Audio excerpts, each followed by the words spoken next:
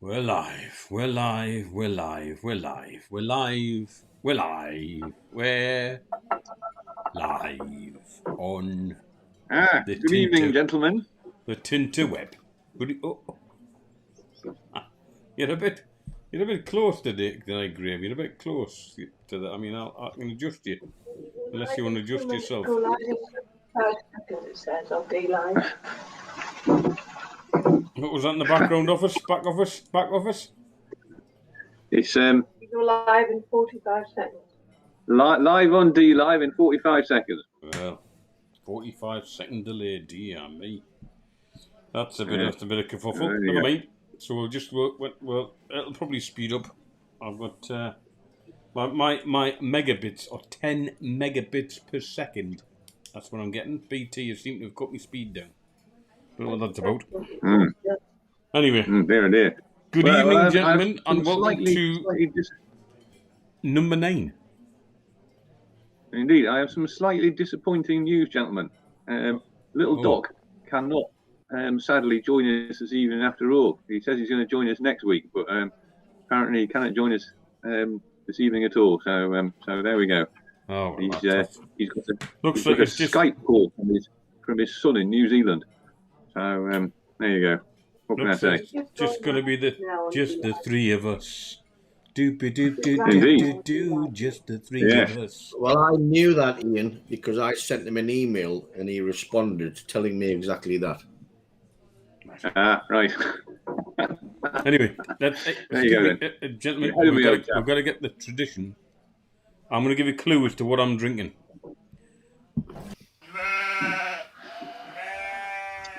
Oh, yeah. I know the one you mean. Black sheep. Yep. Do I get a prize for that? No. Ah, okay. Mr. Borthwick's in the house. Good evening, Mr. Borthwick in the house. For some reason, let's put him up. Hi, grumpy men. I am a bit grumpy today. I'll tell you what it is. I'm feeling quite grumpy today. I mean, I know we're meant to be, as the title says, but I'm feeling quite grumpy today. Go on then, Eric. Why is that? Unload. Well, it seems to be the sun came. I know we're not meant to talk about it. The sun came out, and there was people all over the place. Fantastic. I do hope that they were not wearing masks. Well, not most of them were outside, so they weren't wearing masks. But they were in parks, they were in, all over the place. They were all over the place, even in close proximity. I mean, there were some places were bumper to bumper in their cars. I mean, I think my car, my current vehicle, which is a van, is 1.8 metres long. And I reckon the bloke behind me must have been well within that 2 metres. So were they getting stopped and arrested by the Gestapo? I have no idea. You can't see that, Ian. It sounds like a conspiracy theorist. Was he doing a bit of the Grace Jones? Was he pulling up your bumper, was he? Well, I only opened the back door and let him in. Had a bit of a chat. But he wasn't wearing a mask, so I decided against it. So I'm feeling quite... I mean, well, just a bit grumpy. And then I went and go and get some temporary fencing. Because you got fencing, and then you got temporary fencing. You know what I mean?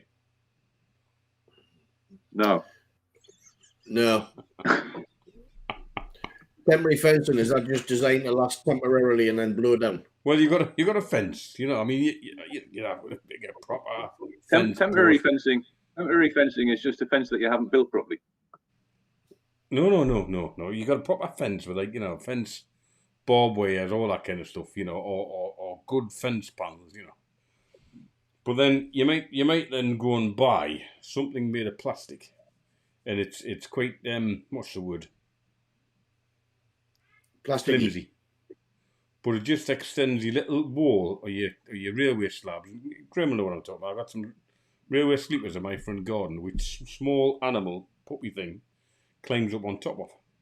So I purchased. I purchased this little wrought iron look-alike fence, which is not wrought iron at all. It's made of good quality plastic. Except it's very flimsy, so it wasn't good quality at all. It seemed quite good until you actually get the packet to put on top of said thing. It's only about, what must be, 30 centimetres to stop a small puppy getting up on top of it.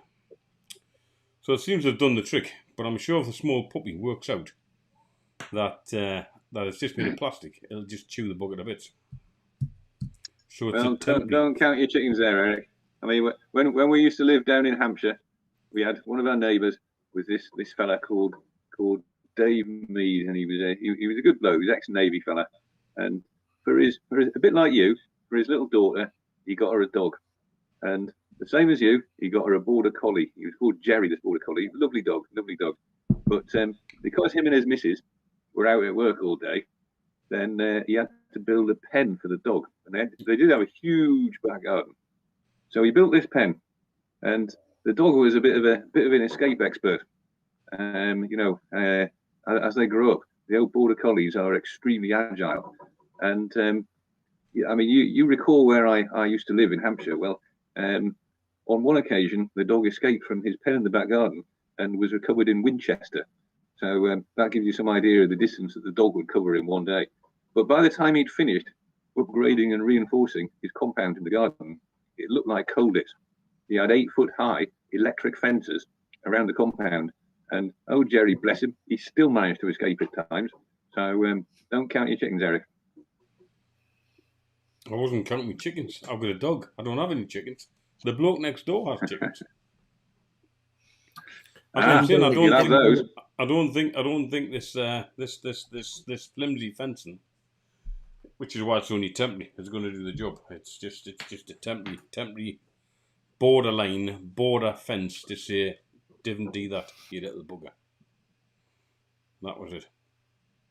Anyway, so that's what I'm a bit grumpy about, because it cost me 30 quid to put this thing up. Yes.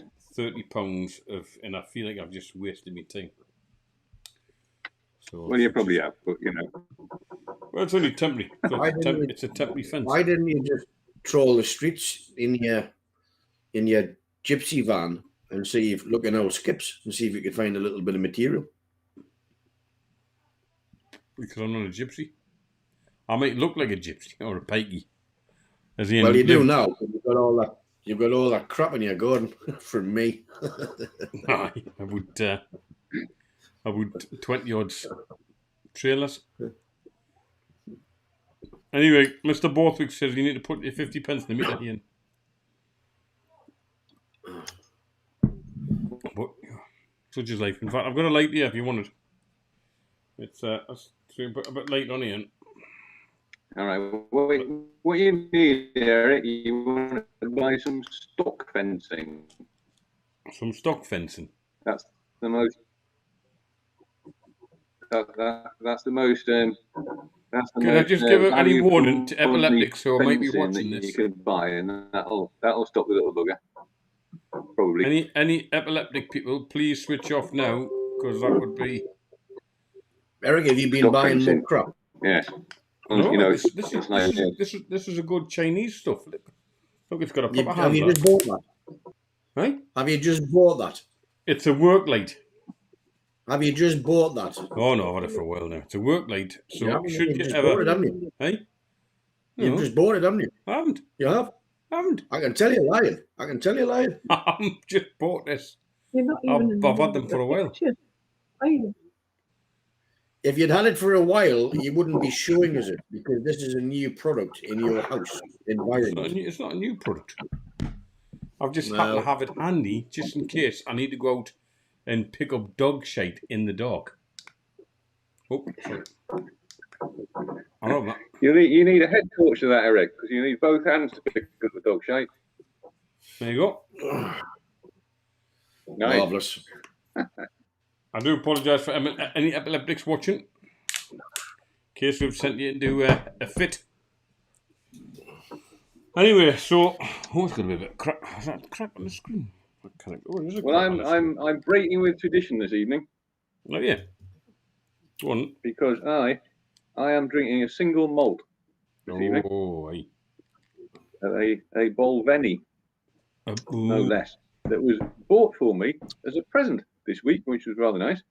Present? You're back to school now? Indeed, I am. Yes, it was bought by the teaching student girlie that I've been looking after Because I did mention to her that my favourite whiskey was a Bolveni, and she came up with the goods. Sadly, I mean, you know, I mustn't grumble and all that, but the size of the bottle was a slight disappointment. I was kind of hoping that, you know, I mean, but fair play to her. You know, she did say that. Bear in mind that she lives in near Edinburgh. It's the thought that counts. Well, exactly, and she did have to post it. So I guess it was easy to post a little one, but there you go. Anyway, it was a nice thought, so there you go. That was very nice of her. So I do hope I've got her career off to a good start. I'm sure you have. Shown her all the things not to do. Anyway, I want to bring up the topic of mistaken identity. That's my topic. Don't tell me you were mistaken for some superstar. Well, I'm going to show you a picture, right? Because it's something that came up this week. This is a picture. Now, you might not be able to see it. Right? Now, forget that bit. It says banana, right? And wife came back the other day. And she had a load of shopping. And she says, can you put things in the fridge, including ice cream? Right? Now, without kind of reading that, at a rough glance, does that or does that not look like a tub of ice cream? Bear in mind, it was the rear end of I didn't see the front of it, I saw the rear end. So I basically put 2 pots of ice cream in the fridge, this being one of them. And she said today, where's me hair thing? I went, what do you mean? Where's me hair food? And she said, yeah, I want me hair thing for me hair. I went, what are you talking about? What hair thing? She says, I'll give it you the other day. I said, give me some ice cream to put in the fridge. So apparently, I've had that. I had to take that out of the freezer today. She's had a Garnier hair food banana style in the fridge. I don't know if it's actually ruined the molecular structure. I sympathise there, Eric.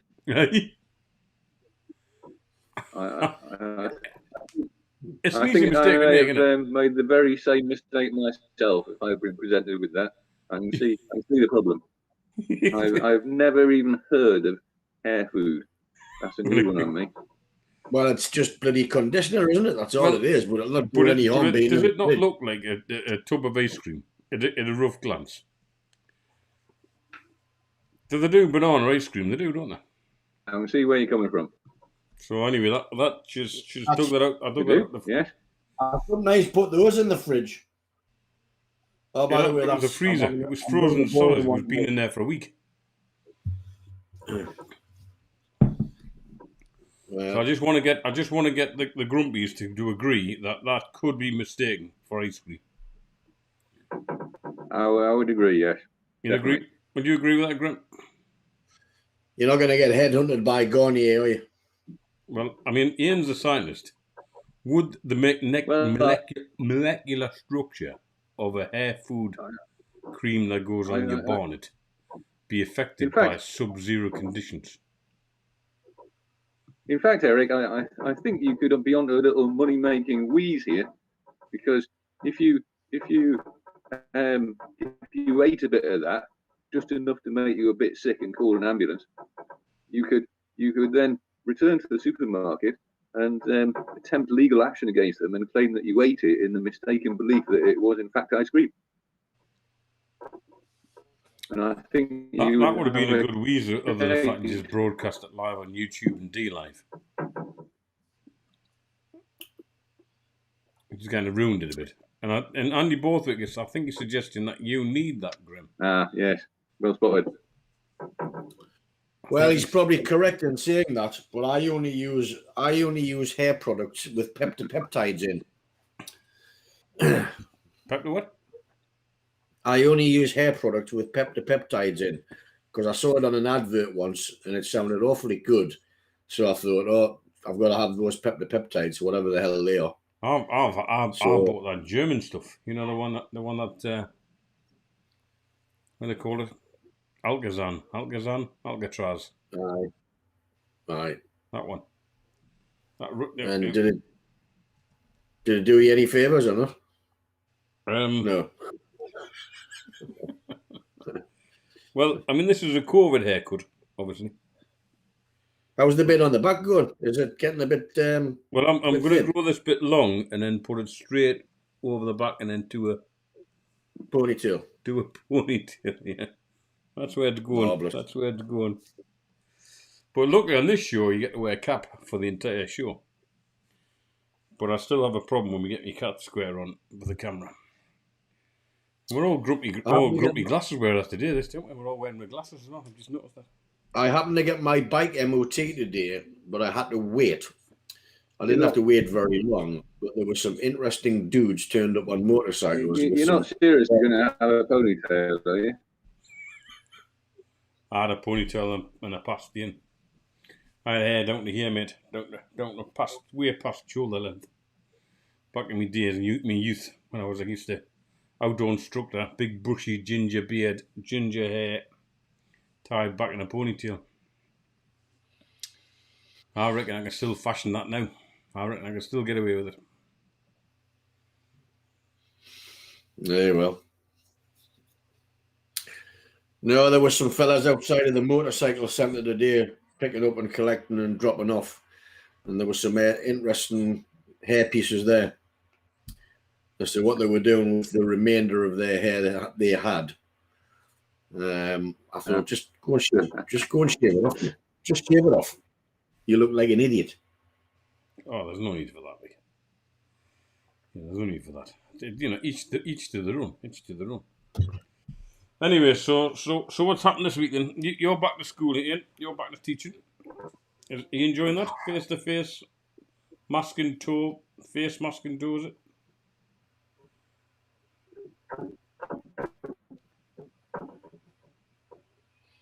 He's having broadband problems today, isn't he? No, I think he is. Aye. Did you hear that? No, yeah, he is.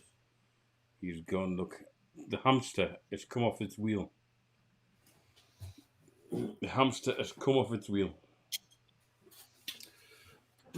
So there you go. So it's a bit flat this week, isn't it? A bit flat. I mean, apart from the cap. Well, I've had quite a good week because I've only actually worked 3 days this week. It'd be lovely if I could do that every week. But I had a couple of days off. He's back. He's got back. some stuff done, man. He's back. Oh, he's back. Oh, it's a bit later, and oh, he's obviously got the hamster wheel working better now. Have you put the hamster on full here? Indeed, yes. Sorry about that, chaps. Yes, as I was saying, yes. When I was in my youth, I did look more than a passing resemblance to Robert Plant, I thought, when my hair got long. So, there you go. Robert Plant. Strange enough, I made an odd little connection with Led Zeppelin today. We almost did the campground, delightful little harbour in the middle of nowhere, absolutely tiny little place. And on the harbour wall, believe it or not, and here we are in the middle of absolutely nowhere, on the harbour wall, there was a little plaque to say the newly rebuilt harbour was opened in 1979 by Jimmy Page, no less. So there you go. Yeah. Excuse me. Who the hell's Jimmy Page? Jimmy Page. He was lead guitar in Led Zepp. All right. Yeah. But yes, to answer your question, Eric, I have indeed been back to school, like properly back to school, this week. You've been wearing the older with proper kids in classroom. Face mask in the corridors and stuff like that. Well, not me. No, I'm not wearing one. No. But yes, most other people are. But I'm attempting to start a revolution, which is going quite well. So we shall see how it goes. A revolution. Indeed. Well, but yes, it was a bit strange because we only got the older kids on in the place Monday to Wednesday, and then the younger ones Thursday and Friday. And you can't have any more than 6 kids in a classroom. at one time. So it's logistically it's all a bit difficult, but we made the most of it. It was all right. I survived. Do you still use blackboards and stuff like that, or is that all hat? Is modern teaching somewhat different with overhead projectors and groovy stuff, or do you still get the old chalk out and throw things at kids? No, sadly not, which is a real shame because blackboards were great and they were really environmentally friendly, and chalk dust didn't do you any harm at all. But then they moved away from blackboards. I guess it must be a good 10 years ago now, and everybody moved over to whiteboards instead, because they weren't racist, of course. The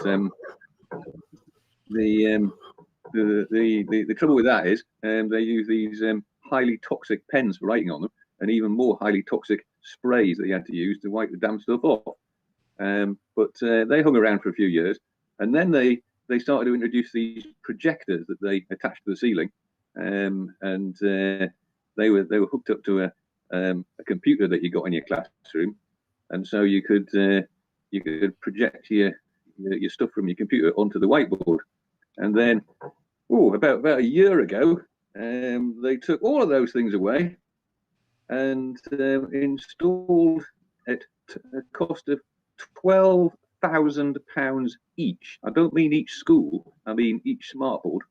So just thinking about that for a moment. £12,000 each. That's £12,000 that you're not spending on teachers or textbooks or any of the other useful things that you might have in a school, but £12,000 on this thing called a smartboard, which is basically a giant computer screen that sort of mounts on the wall there. So that's what you got now, and it's of course, if you get a power cut, you're absolutely screwed because there is no plan B. They've taken away your blackboards and your whiteboards, so there is nothing else. And not only that, of course, you get any sort of computer glitch, then you're also screwed. So there it is. But that's progress for you. We weren't given the choice. I said I don't want my blackboard taken away, and I fought against it. But they cracked and gave me this monstrous smartboard thing, which is a pain in the arse, basically. But sadly, it's quite funny actually because all the new teachers now, that they're in their sort of mid-20s that are just coming out of college. Of course, they're the computer generation, so they've grown up with computers and they've grown up with smartboards, and that's all they know. And one of the little tricks that I like to do when I have these teaching students in school is they'll be in the middle of their lesson there, and of course everything that they plan is done on the computer, the whole lot, and they can't even conceive of having a lesson that's not on the computer. So they'll be halfway through the lesson there, and I pull the power lead out of their computer, and I said, "The electric's gone off. What are you going to do now?" And it's quite interesting to observe their reactions. Generally, they flap. Well, I've been in a situation. We're doing a conference, and the bulb is gone on my projector. Okay. Red dwarf. And you just go, that's buggered then. So I'll do it all from here. Yeah. They can't do that now, though, Eric. Eh? They can't do that now. They're completely screwed. Honestly, they're so dependent on their computers. They cannot conceive of a world where they can't do it on the computer. They just do not know what to do. I've really got a roll of that cellophane that was on Dragon's Den that sticks to the wall, and you write on it. Almost, a temporary, like me temporary fence, but it's a temporary whiteboard stroke, whatever, right? And a few years ago, I'd put this stuff on. It was in Cumbria Rugby Club, in Kendal Rugby Club, and I put this stuff on the wall, unbeknown to my colleague, and I put about 3 or 4 sheets of this up, and I was in my spiel doing my bit talk about communication or whatever, and I go, I got just the diagram, and I jumped up, grabbed a flip chart pen, and started writing on the wall. of which he was completely horrified, but I hadn't told him that I'd put this on. So I'm like, and I did the old, can you tell what it is yet? We can't do that these days. And I did the old, and I started drawing this stuff on the wall. You can see the look in his face going, I said, what? He said, you're writing on the wall? I says, I know. He says, it's a brand new painted wall. I says, I know. He said, well, I've got this stuff on. It was quite entertaining, watch his face. Good old days with bits of sticky back plastic. Yes, I like a bit of initiative like that. But yes, I can do a whole course without any prep at all. I think I've told you that in the past when we did that session for the hour and a lie on weather and sea conditions.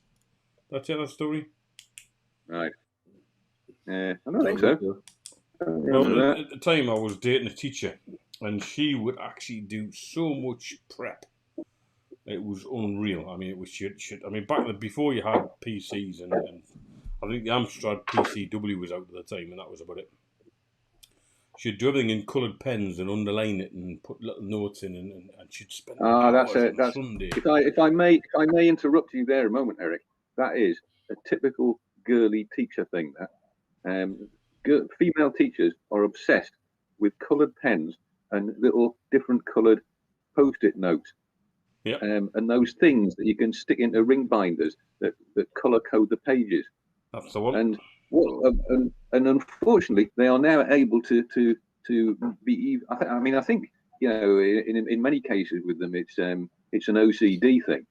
But what a lot of them are into now that feeds their depravity even more is because they're all using computers. They love doing spreadsheets in different colours. Honestly, there's something just in their head that is a bit different to ours because they are just obsessed with coloured spreadsheets. They have to be in colour, and to be honest, they are quite a work of art. I mean, there's a girl I work quite closely with she's 30 now, but typical millennial, grown up with computers, and is she millennium? And she's millennial. Yeah, I think so. Yeah. Since there's only 21 years in the new millennium. Not entirely. Well, what would she be at 30 then? Well, we're in 2021. No, I think millennials start a bit before. Oh no! I think it's after the millennium. I think it was. No, they do. But anyway, she's just like a typical one of them. And bless her. I mean, I get on with her quite well. She was millennial before there was a millennial. Well, indeed. But I do get on with her quite well, all things considered. But she's just obsessed with these spreadsheets, and whenever something has to be produced that you could potentially do on a spreadsheet, she'll do it on the spreadsheet, and it'll be a work of fucking art. I kid you not. I mean, it's unbelievable. It's all in different colours and highlighted with this, that, and the other on. And if I had to do it, it would be something scribbled on a bit of A4 paper with a pencil. But this thing that she does is just amazing, I mean it's quite nice to have her to do that as long as she doesn't expect me to do it. But you can't help thinking that there'd be more useful things you could be doing with your life, or at least more enjoyable things. But there you go. She, interestingly enough, she's also she got married about a year ago. Oh, change. And because I was at a wedding, it was very good, a very very posh wedding. And the fellow that she got married to was a teacher as well. And she has several times said to me that quite often, and this is only in their first year of marriage as well, quite often in the evening, they've gone to bed, and I'm waiting for the juicy bit next. She said, I've gone to bed, and we're sitting there up in bed together with our laptops on our knees, planning our lessons and doing our spreadsheets. And I think, fucking hell, what is the hope for the future of the human race? We're just. I kid you not. That's what she does. She sits in bed with her new husband. A year after marriage, they're not experimenting in different sexual positions. They're doing spreadsheets on their laptops. But they might be planning the sexual experience on a spreadsheet. Obviously in different colours. No, she isn't, because she sends me the spreadsheets the next day. And believe me, I've scanned them closely for sexual positions, and there is none. Anyway, I'll go back to my story now, since you've rudely interrupted. Okay. Yeah, sorry. So this particular girl was fanatical. Back then there wasn't spreadsheets, there wasn't, it was acetates, and she'd do acetates, and she'd do notebooks, and she'd basically Acetates, yeah. And old Banda marker machines. pens and whatever, right? Remember the Banda machines with the alcohol? That's the one. And anyway, Oh, so this was a Friday night, and she'd come back. She'd brought a load of round the middle flat. She'd brought a load of marking in various bits and pieces and plan to do for the following week. And I was out on that. I think I went out for a few beers and come back. She stood up marking, so I cracked up a bottle of whiskey, and I strunk this nice. I think it was a bottle and a half of Glenfiddich. So I was pretty well served after a few pints of Guinness and some Glenfiddich on top. Anyway, and was it this Friday? It might have been the Saturday night. It might have been the Saturday night. Thinking back at it. Anyway, Sunday morning, I'm lying in bed thinking I need to do something today, but I'm pretty much hammered still from the night before. And back then I used to have a little sea school called Phoenix Sea School. We used to do powerboating training and various other bits and pieces on the Solent. And I lived at the time in a place called Burgess Hill near Haywards Heath. I know Burgess Hill well. Well, I lived there for 12 years, buddy lad. I was down there for 12 years. And I'm lying in bed in my little flat with a stinking hangover. I'm thinking, what have I got to do today? And then remembered I was delivering a session on sea conditions and weather conditions to the top brass local RLI Gosport inshore lifeboat station. And it was literally 40 minutes to the lecture starting, and I'm still in bed. The journey itself is minimal of 50 minutes. So I got up, quickly showered in the car, drove like an absolute bloody loon to get there literally as the lecture was meant to start. And I turned up and I did this 3-hour lecture. Lots of flip chart paper, lots of graphics, drawing, whatever. I'd done this little tour, a few new recruits, but I was being assessed, or the C school was being assessed based on our competency by the RLI. And I did this whole session, 3 hours on sea state, weather conditions, you name it. And at the end of it, a guy at the top brass came up. He says, Eric, that's got to be the funniest, most humorous, most entertaining session I've seen on weather and sea state conditions ever. He says, it was absolutely brilliant. I says, no problem at all. My pleasure. And to this day, I can't remember a fucking thing about it. I was so hammered. I did this entire lecture still steaming. And by the end of it, I was like, oh, God, my hangover's awful. Anyway, I was so keen. Well, what the problem was, we went to lunch. We got to lunch, right? And I came back in thinking, I want the bits of paper. I want to see at least what I was writing. We come to lunch, and after we come back from lunch, the cleaner had shoved everything in the bin and chucked it out. So I even lost all my notes, a lot. Best talk I've ever done on sea state and weather conditions, and the whole lot went in the bin. So I'm a great believer that these young teachers now couldn't get up and do that. You just on the cuff, and you produce some of your best work. Just, well, A, when you're hammered, and B, when it's off the cuff. Well, that's one of the strange things about being hammered, isn't it? I mean, in a situation like that, when you're hammered, sometimes it does come off like that, and it's absolutely brilliant. And sometimes it's a complete and utter shit show, but you never quite know which way it's going to go. So it's always a bit of a high risk strategy, isn't it? I remember years and years ago, first ski trip I ever took. We went to Bulgaria because the school I worked at the time was a really rough school, so I didn't have much money.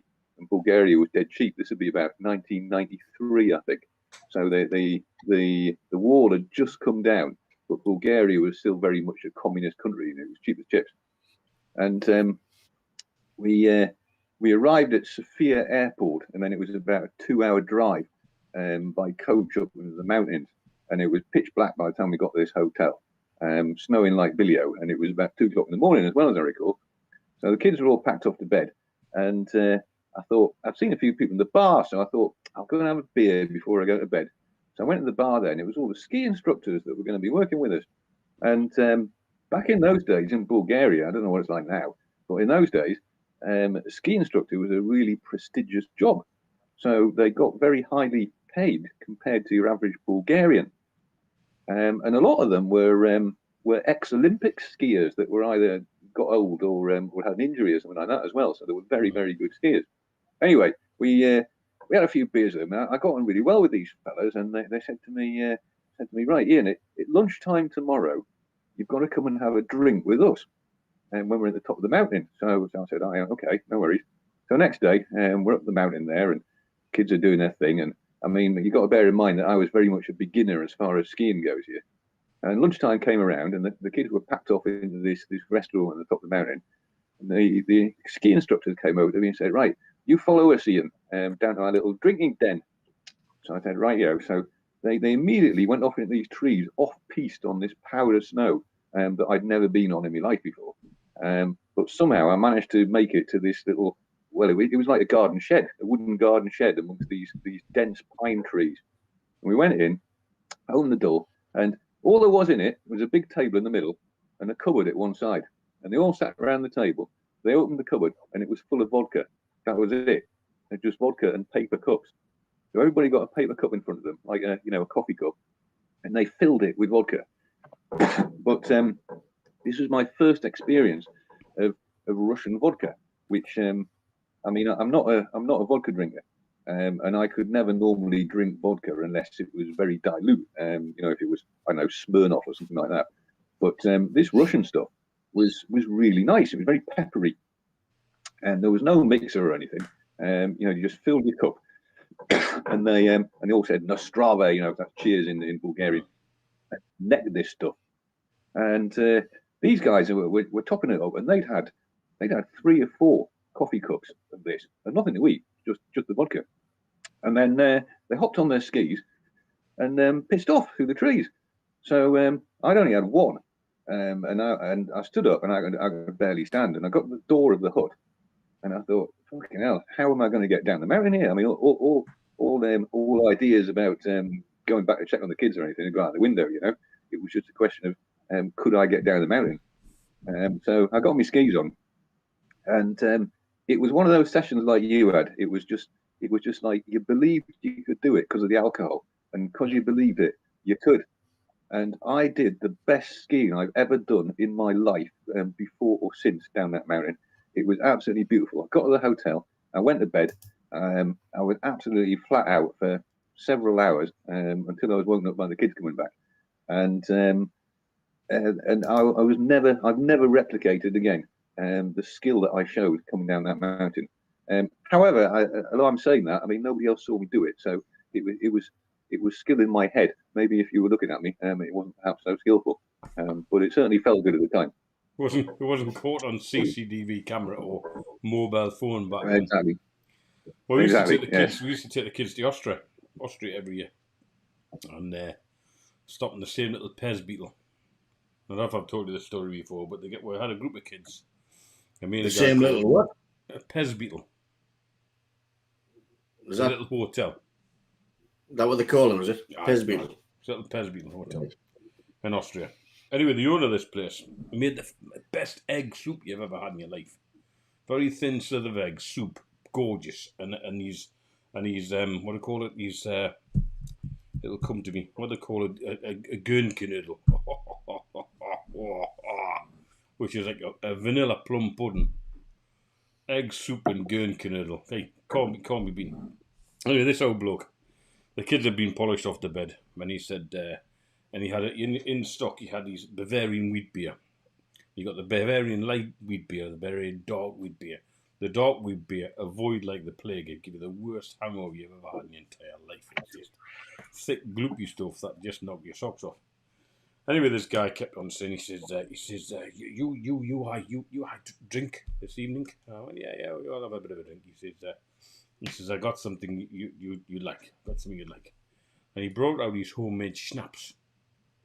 I haven't really had schnapps before, but it's a bit, sweet, and it's a bit liqueur-y. But he brought out this schnapps, and this stuff tasted quite nice. It went down without the mixer. And he says, he went across his little shed where he did this moonshine, And he brought it in, little glass, and he says, "But I says, have that." And it did warm the cockles of your heart, like, you know. And we're potting stuff off, we're having a good conversation. And he kept on going, "You okay?" Yeah, fine, yeah. "Are you sure you're okay?" "Yeah, I'm fine, yeah. "Are you sure you're okay?" I'm fine, I'm completely clear-headed. I'm thinking this stuff's not even touching the sides, not even having any impact at all. He says, "You let me know."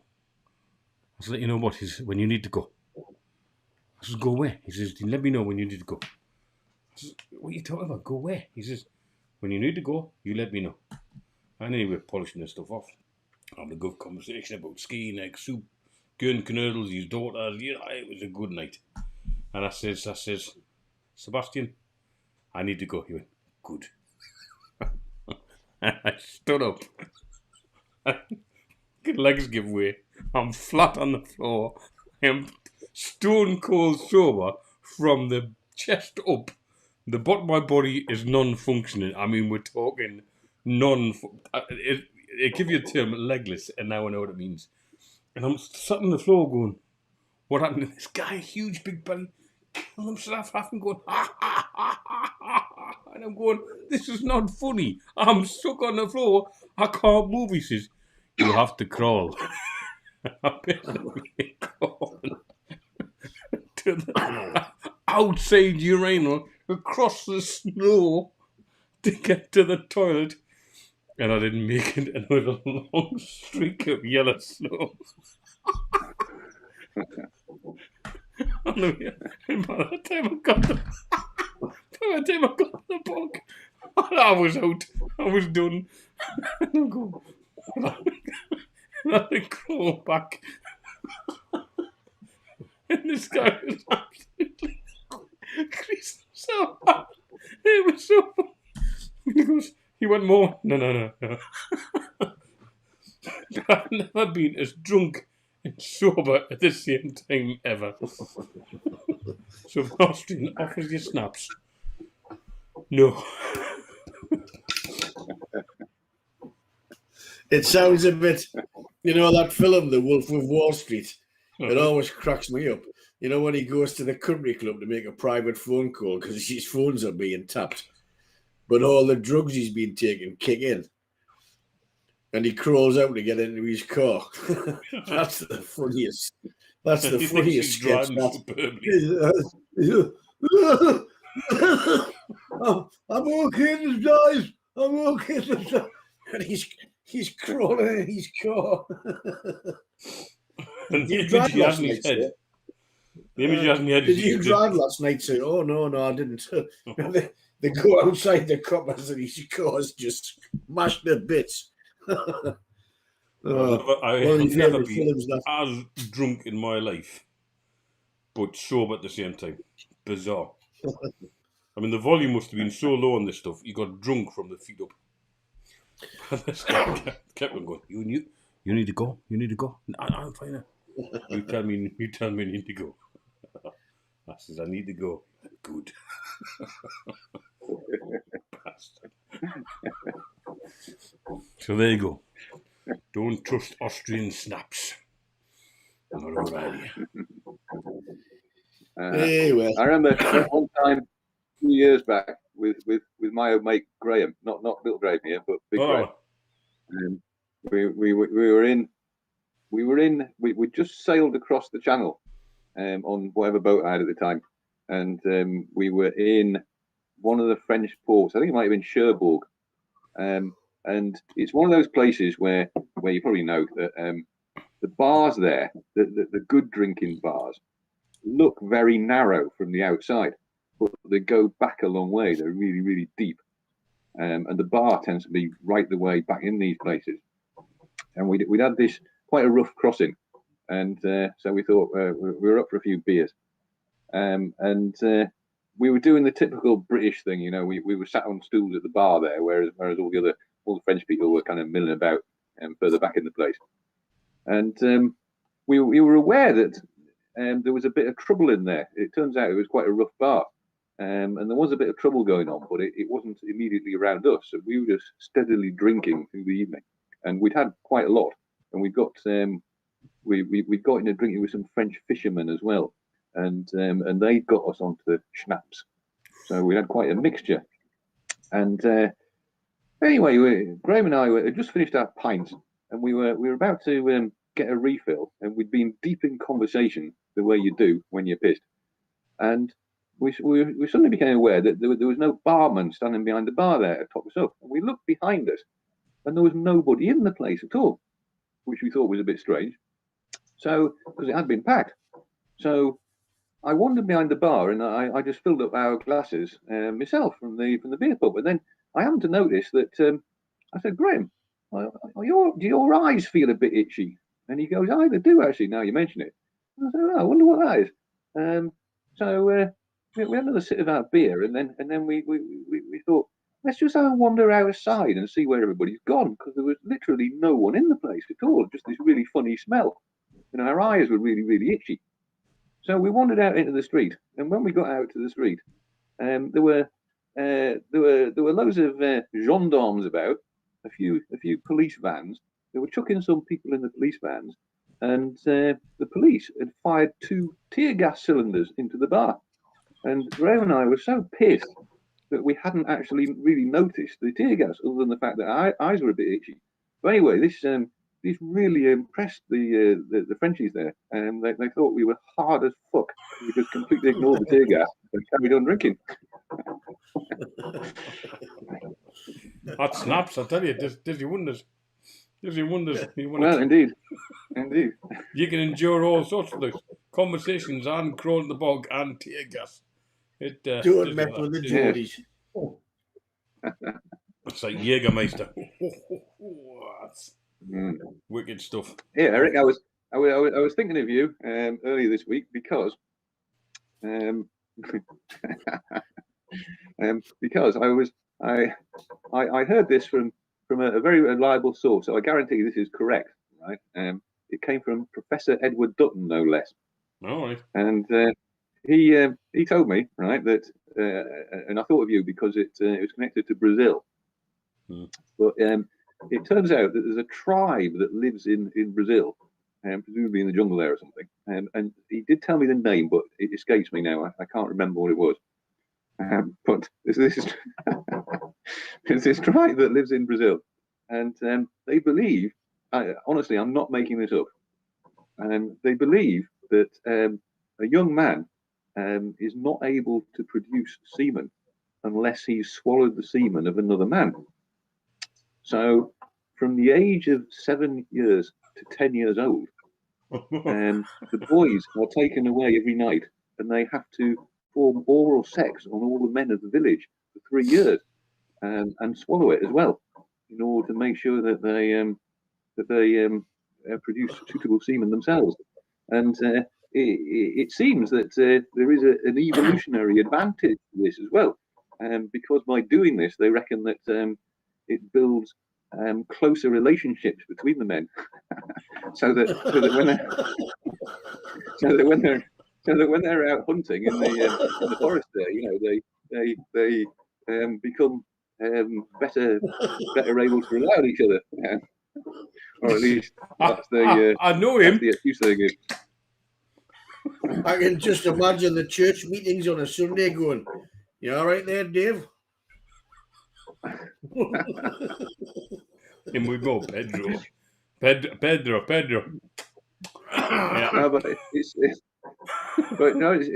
absolutely true. That sadly, as I say, I cannot remember the name of the tribe, but it is absolutely true. I don't want to Google that and incriminate myself. How would you search that on? How would you search that on Google? Well, just try putting in semen swallowing Brazilian tribe and see what happens. Hang on, let me just Google that. Semen swallowing native Brazilian tribes with a close proximation stroke friendship with other blokes in the tribe. I suppose it's a bit like the Masons, isn't it? Well, it may have a lot in common with the Masons for all I know. I mean, I'm still waiting for my invite, so I'm unable to disclose the more intimate details of the initiation ceremony. But well, there that must may be form white part of it bald. for all I Or know. there'll be black bald across there. Black bald, I guess. Hell, I knew it was dangerous living in the Amazon, what with bloody anacondas and bloody piranhas and all the rest of it. But like, if you got to give a blowjob every day of your life from 7 years old, I mean, that's just No, that's 10. frigging It was dangerous. 10. That way. Wasn't out yet. 10. Well, it's only for 3 years. It's your informative Like, just years. think, You know- if you just think about that for a moment. you imagine, taking the average amount of semen in an ejaculation.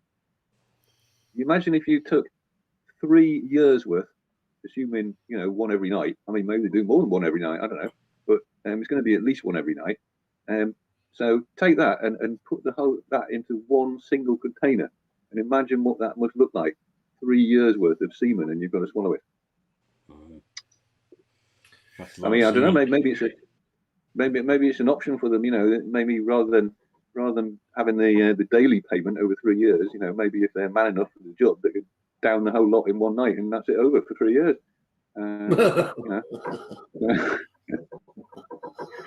I think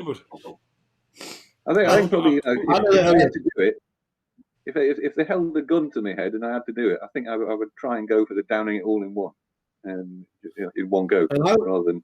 And tell me again how this information just happened to come your way. It's from Professor Edward Dutton, and he told me that. He's an evolutionary biologist, and he's a mine of information on this. He's the guy that also told me about taints. Yeah. And this, your relationship with this man is what? I mean,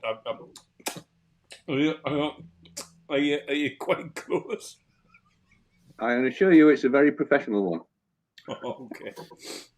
Well, I've told you my. You also told me an interesting one. I've told you my thoughts on people with very long. You're talking over each other, one at a time. Go on, Grim. Well, you're not doing your thing with your screen thing. You're not doing. I can't just. Well, put you on screen. There you go. There's your screen. Go on. You're on the. You've got the con. Go on. I forgot what I was going to bloody say now. Oh, crying out loud. No, what I was going to say was, this goes back to what I've said. People that have got extremely long job titles are normally living in a different world. You know what I mean? Was that it? You got your own show just for that? Well, you can you can go and flip yourself.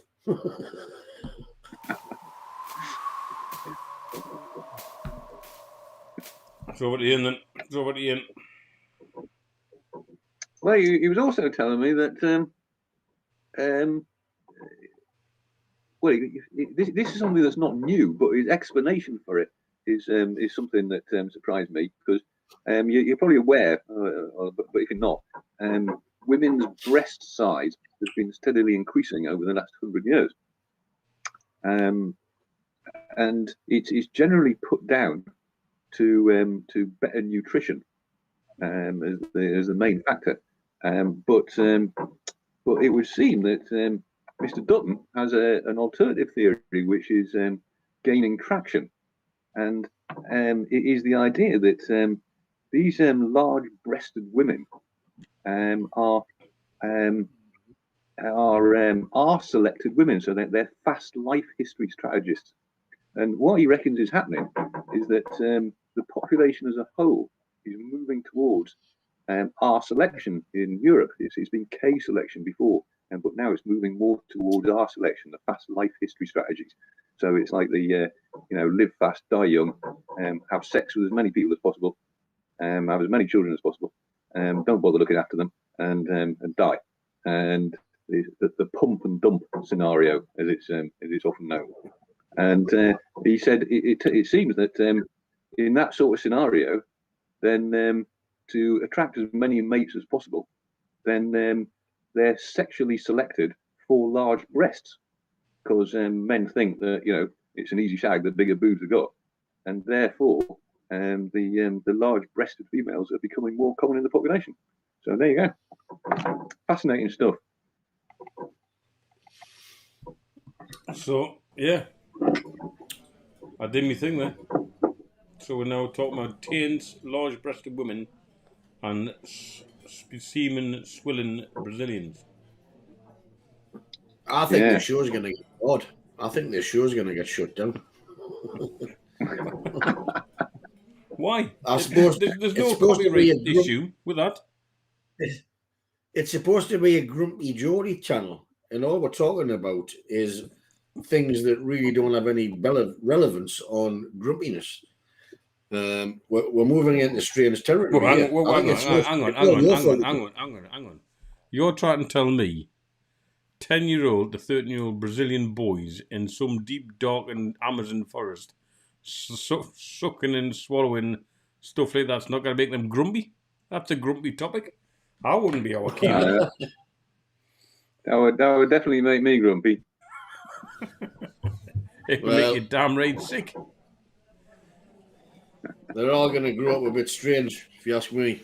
But hey. Well, I did my census today, as did most online, and some of the questions, I must admit, I struggled with. I struggled with some of them because it said, "Do I identify as the gender of which I was born into?" And I thought, there you go. That's what we were talking about last week, Eric. The cisgender patriarchy. Well, I did think about it for a bit, thinking. Well, I would say I'm a gadgie, sometimes a raggy gadgie, and a bloke. And I class myself as a canny, raggy, gadgie, blokey, Geordie, blokey, canny, raggy, gadgie, blokey. And I was born a Ben who turned into a bloke. So you're cisgender? So is that the same thing? That's cisgender, yeah. That's what we are. It's like I said last week, that's the trouble with us. We represent the cisgender patriarchy. So if we're going to be more popular, we need to have more diversity. So one of us needs to be not white, and one of us needs to be not heterosexual. Who volunteers? Well, I've always said, and I'll say it here now, that if I was ever gay, I'd be a lesbian. Yeah, I think that's much more preferable. Yeah. Because I'm not our keen on blokes, but I would definitely be a lesbian. You're always telling me you love me. Hey? You're always telling me you love me. But yeah, you're right. I do love you. I mean, I often go, I love that little fella. I would say that. I go, I love that little fella, in a platonic way, in a non-physical, like I want to go hunting with you kind of way. It's just purely you and I doing stuff. You wrecking me concrete. I'm not even going to go there. Lose me bike keys. I'm not even going to go there either. Doing all the stuff that you do that irritates the shit out of me. I have shared a bivouac with you. A tent. It's not a bivouac. And we've done a bivouac. We've never done a bivouac. We've done a tent and we've done a van. We've definitely done a van, a big white van, in which we delivered all his shit up there. Up there. Fine job it was too. I know. Yeah. I remember the day we did it, and we turned up at this what could only be described as a stone shack with. I think you're being a bit over generous there, Eric. A quarter of a roof, if that. And we both stood there and went, "Is he for real? What you done?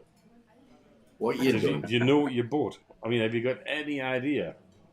Had you seen? No, I hadn't really, because I'd never seen it before. Exactly, and we're going, really? I mean, it was impressive. The view was nice. The midges were about this big. They were huge, but it was impressive. Anybody could be that stupid to buy a little place like that off the Tinterweb without seeing it. But it did come with a lot of land. Well, don't forget that we were in a difficult situation at the time. There we were living with the Pikeys, and the council was closing in on us, and so we needed to move fast. Although bless them, the Pikeys did look after us. So it was, I'll always be grateful to them for that. They were very good at making sure we we survived our difficult time, and you know, it's something. I'll tell you what, this is something that annoys me. Is you see so many little videos on YouTube now by people that it generally tends to be young couples, and you see them living in a van, and they're either driving around Britain or traveling around Europe, living in this van and saying how wonderful it is and how great the freedom is and all the rest of it. And they're so disingenuous, if not outright lying, because what people that have never done this fail to understand is that in England, then to stay more than 24 hours in the same place is illegal. You'll get moved on. And even if you've got a bit of land of your own, then you can only stay on it for 28 days, and then you've got to move on.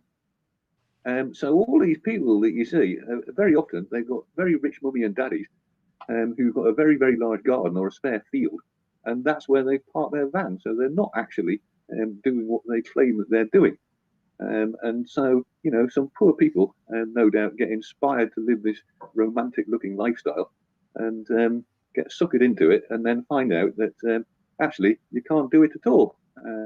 It's very, very stressful. And as you know, we got rescued by the gypsies, which was an experience in itself. In fact, the first day we turned up there, we'd been evicted from numerous sites, and we'd ended up after our last eviction. I was in this little lay-by cafe that was run by my pikey mate Trish, who was the most lovely lady. I think did you two? I think Graham, you went to Trish's little burger van, didn't you? We did. I mean, she knew all the gossip, didn't she? But she had a super little setup. We did have a couple of breakfasts there. Yeah, she was absolutely wonderful lady. I mean, she really knew how to run a burger van properly. There was nothing fancy about it. She just did really simple food very, very well. And you know, she would ask you how you wanted your bacon cooked, and you got your tea in a china mug, not a paper cup or something like that. You know, and like you say, she knew all the gossip and she knew all the customers. She knew everything about you. So anyway, we turned up there one day, and we'd had this really rough time, and we were getting a bit desperate. We just run out of places to park our bus, and she said to me, she said, "Ian, go along and see Pikey Joe."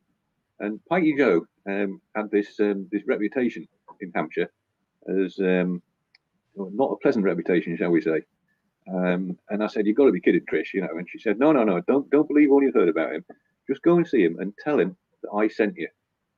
So I said, "Okay, I'll try it out." So the next day, came home from work. On the way home, I popped into the gypsy site to see him, and I made the mistake of going in still dressed as I was for work. So I was wearing a shirt and tie. So fortunately, I was driving in white transit, so that helped a bit. But I pulled up in the middle of the gypsy compound and got out my transit, and there was no one there. Honestly, it was like in a Clint Eastwood western. It was like a movie set. You know, there were all these caravans around. You knew that there was somebody in all these caravans, and you knew they were all looking at you, but you couldn't see anyone at all. It was quite spooky. And then all of a sudden, the window opened on this caravan, and this fucking great big enormous tattooed woman stuck her head out, and she goes, "What the fuck do you want?" And I thought, "Oh dear." So I said, "I've come to see Pikey Joe." Actually, I didn't call him Pikey Joe. I said, "I've come to see Joe," and she said, "What the fuck do you want to see him for?" And I said, "Well, we've got some business to discuss. I was recommended to see him by Trish." And she said, "Wait a minute." So she disappears, and then a couple of minutes later, this huge bloke comes shambling into the yard. I mean, he wasn't particularly tall, but he was like 3 times the width of me. Scar tissue over his eyebrows because he'd been a bare knuckle fighter, and scar tissue all over his hands. Absolutely huge fella. So I introduced myself, and as soon as I told him that I'd come here to look for somewhere to park my bus and that Trish had sent me, he completely changed, and he said, "Oh yeah, no bother, you know, we can sort you out." And he took me around to the back of the gypsy site to where they had this lovely field because he owned he owned about 12 acres of this prime agricultural land there with little wood and everything. Took me down by the wood, and he says, how about this little spot here under the trees? He said, you don't want to be in with all those caravans with all those fucking pikeys in there. He said, but you want out here for it. And I says, oh,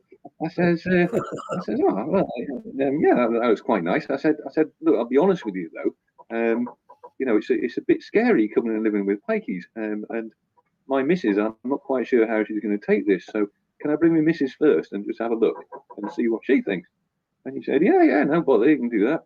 So, and he said, I'll get the boys out with the lawn mowers and we'll cut the grass for you, so it'll be be nice under the trees and you can park your van there. So anyway, the rest, as you know, is history, because I took Rachel there and she gave it the okay. She said, well, give it a try for a week or two and see what it's like. And it was absolutely fantastic. They looked after us, no bother at all. I mean, you didn't have to. They were quite offended if you actually locked up the bus, because it was absolutely 100% secure, that place. Nobody got onto their land that they didn't know about, and they checked out beforehand. And that included anybody from the council, because obviously, being Hampshire, they were continually being complained about by the locals. So the council enforcement officers would come round. But Pikey Joe, he was an absolute expert on law as far as his rights as an ethnic minority were concerned, and he would run rings around these council officers. We had one particularly bad experience where there was a woman in the village who absolutely hated us because our dogs had beaten up her dog at one point, and she saw this as an opportunity to get her revenge. And Pikey Joe came along to see us one day, and he said, there's this enforcement officer coming along tomorrow. He said, and he's coming specifically to see you. And I thought, oh dear, I thought he was about to kick us off. So I was going to say, well, okay, we'll show off. We don't want to cause you any trouble. And he said, no. He said, what you got to do is just draw the curtains in your bus, make it look as if you're not there. And he said, just fuck off for the day. Don't come back before about 6 o'clock, and it'll all be sorted out. So I said, okay, right. And we did that. Came back about 6 o'clock, and I went to see him. I said, what happened? And he said, oh, nothing to worry about, Nipper. He always called me Nipper. He said, we've sorted it all out. And I have no idea to this day exactly what it was he did, whether he murdered the guy and buried him, or paid him off, or whatever. But we never had any further trouble from that. I can't remember. Did you two, when you came round to the Pikey site, did you two meet Pikey Joe? I've never went to the site. Didn't you? We never been at the site. No, you didn't, did you? You just came to the social club. I've just found an article on Google saying a housing enforcement officer gone missing over dog complaint. Don't know anything about that. Did you have to pay any rent to this guy? Oh yeah. We paid 50 quid a week. Yeah. But that included everything. It was it was great. And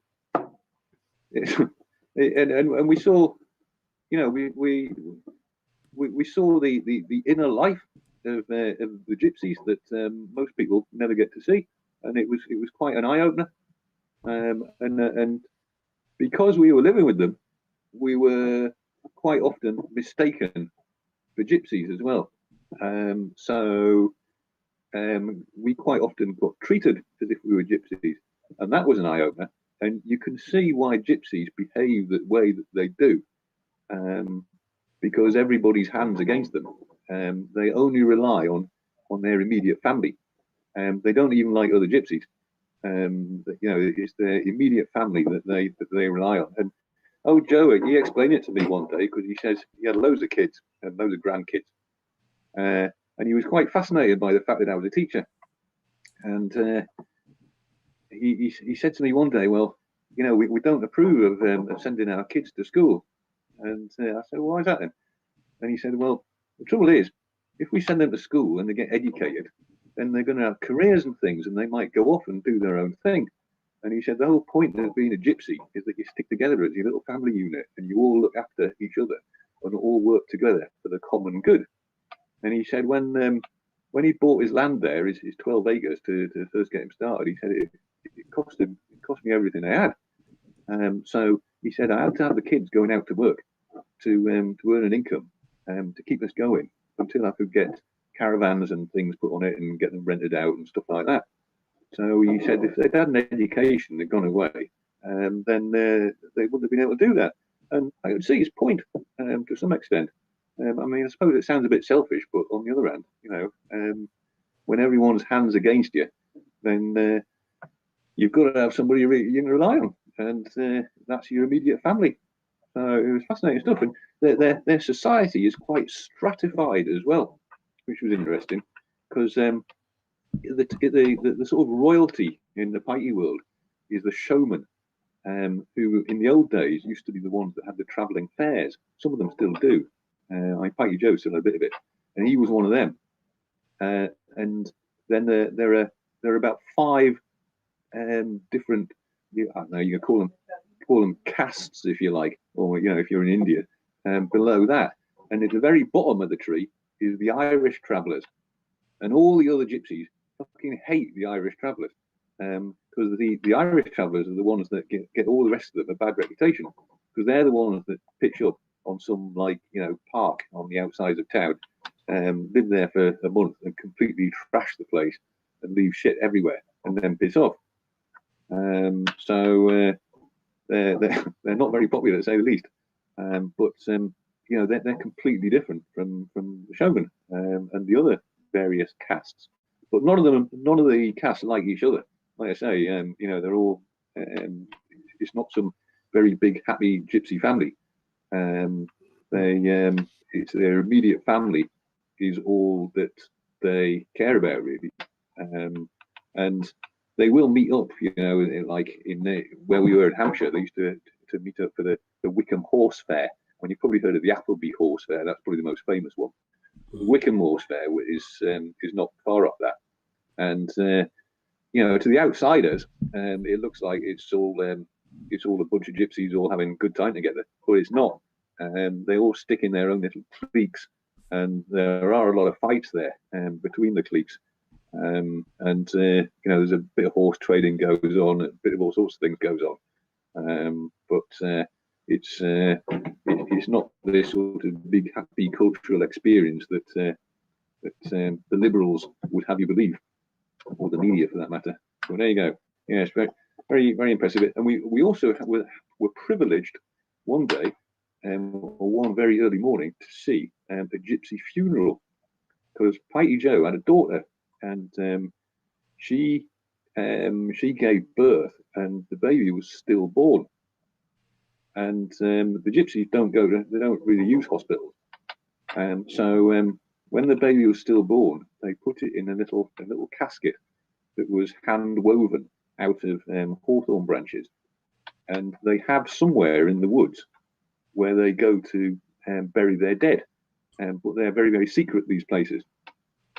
And we woke up one morning in the bus, and it was about 6 o'clock in the morning, and it was very quiet, but we just had this sort of sense that there was something happening. And we opened the curtains at the bus window, and the place was packed with these gypsies there, and they were all stood there in black suits, and it was a bit like that opening scene in the Italian Job, the Michael Caine film, where in the very beginning, this car blows up on the little mountain pass, and all these blokes in black suits stand up from behind the rocks. It was like that, and then they all disappeared off with this little casket on a horse-drawn cart into the woods or whatever it was that they did. It was an interesting time. I wouldn't want to repeat it, but I wouldn't have missed it. Well, talking of funerals, that reminds me of a time where I was, in fact, the same island that me and Graham, that one, me and Graham went with Howard, which was Crete. And at the time I went, before Graham and Howard and I went with my partner at the time, and hired a little Jimny Jeep, little Suzuki Jeep. And I said to the bloke, I says, is there any way we can go a bit like because I'm a bit of an off-roader, any way we can go off-roading in this little Jeep? You see, well, there's a few little dirt track roads on the top. And I now know what they do with their excrement in places like Crete.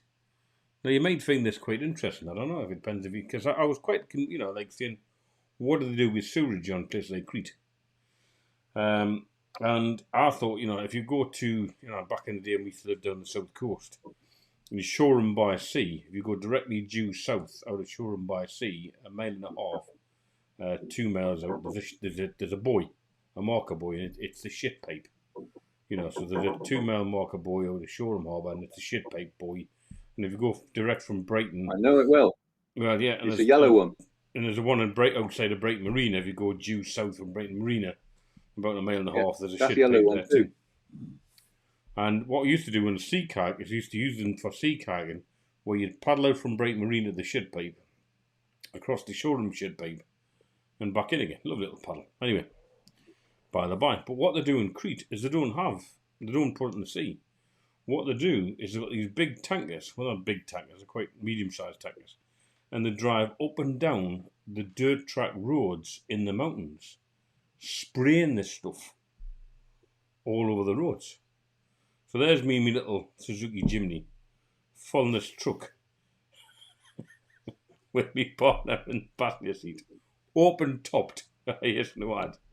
And this truck just goes and sprays this icky brown liquid all over the road, and consequently all over this little brand new, well, not brand new, but fairly new orange Jeep, which became more of a browny colour than orangey colour, in an odd odour in this thing.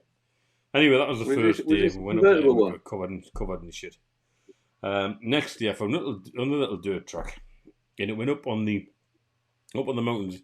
And if you remember, Graham, the time there was a big sort of plateau, wasn't it, in the middle of the island. So you went up the mountains and there was a big plateau where we did it on little mopeds.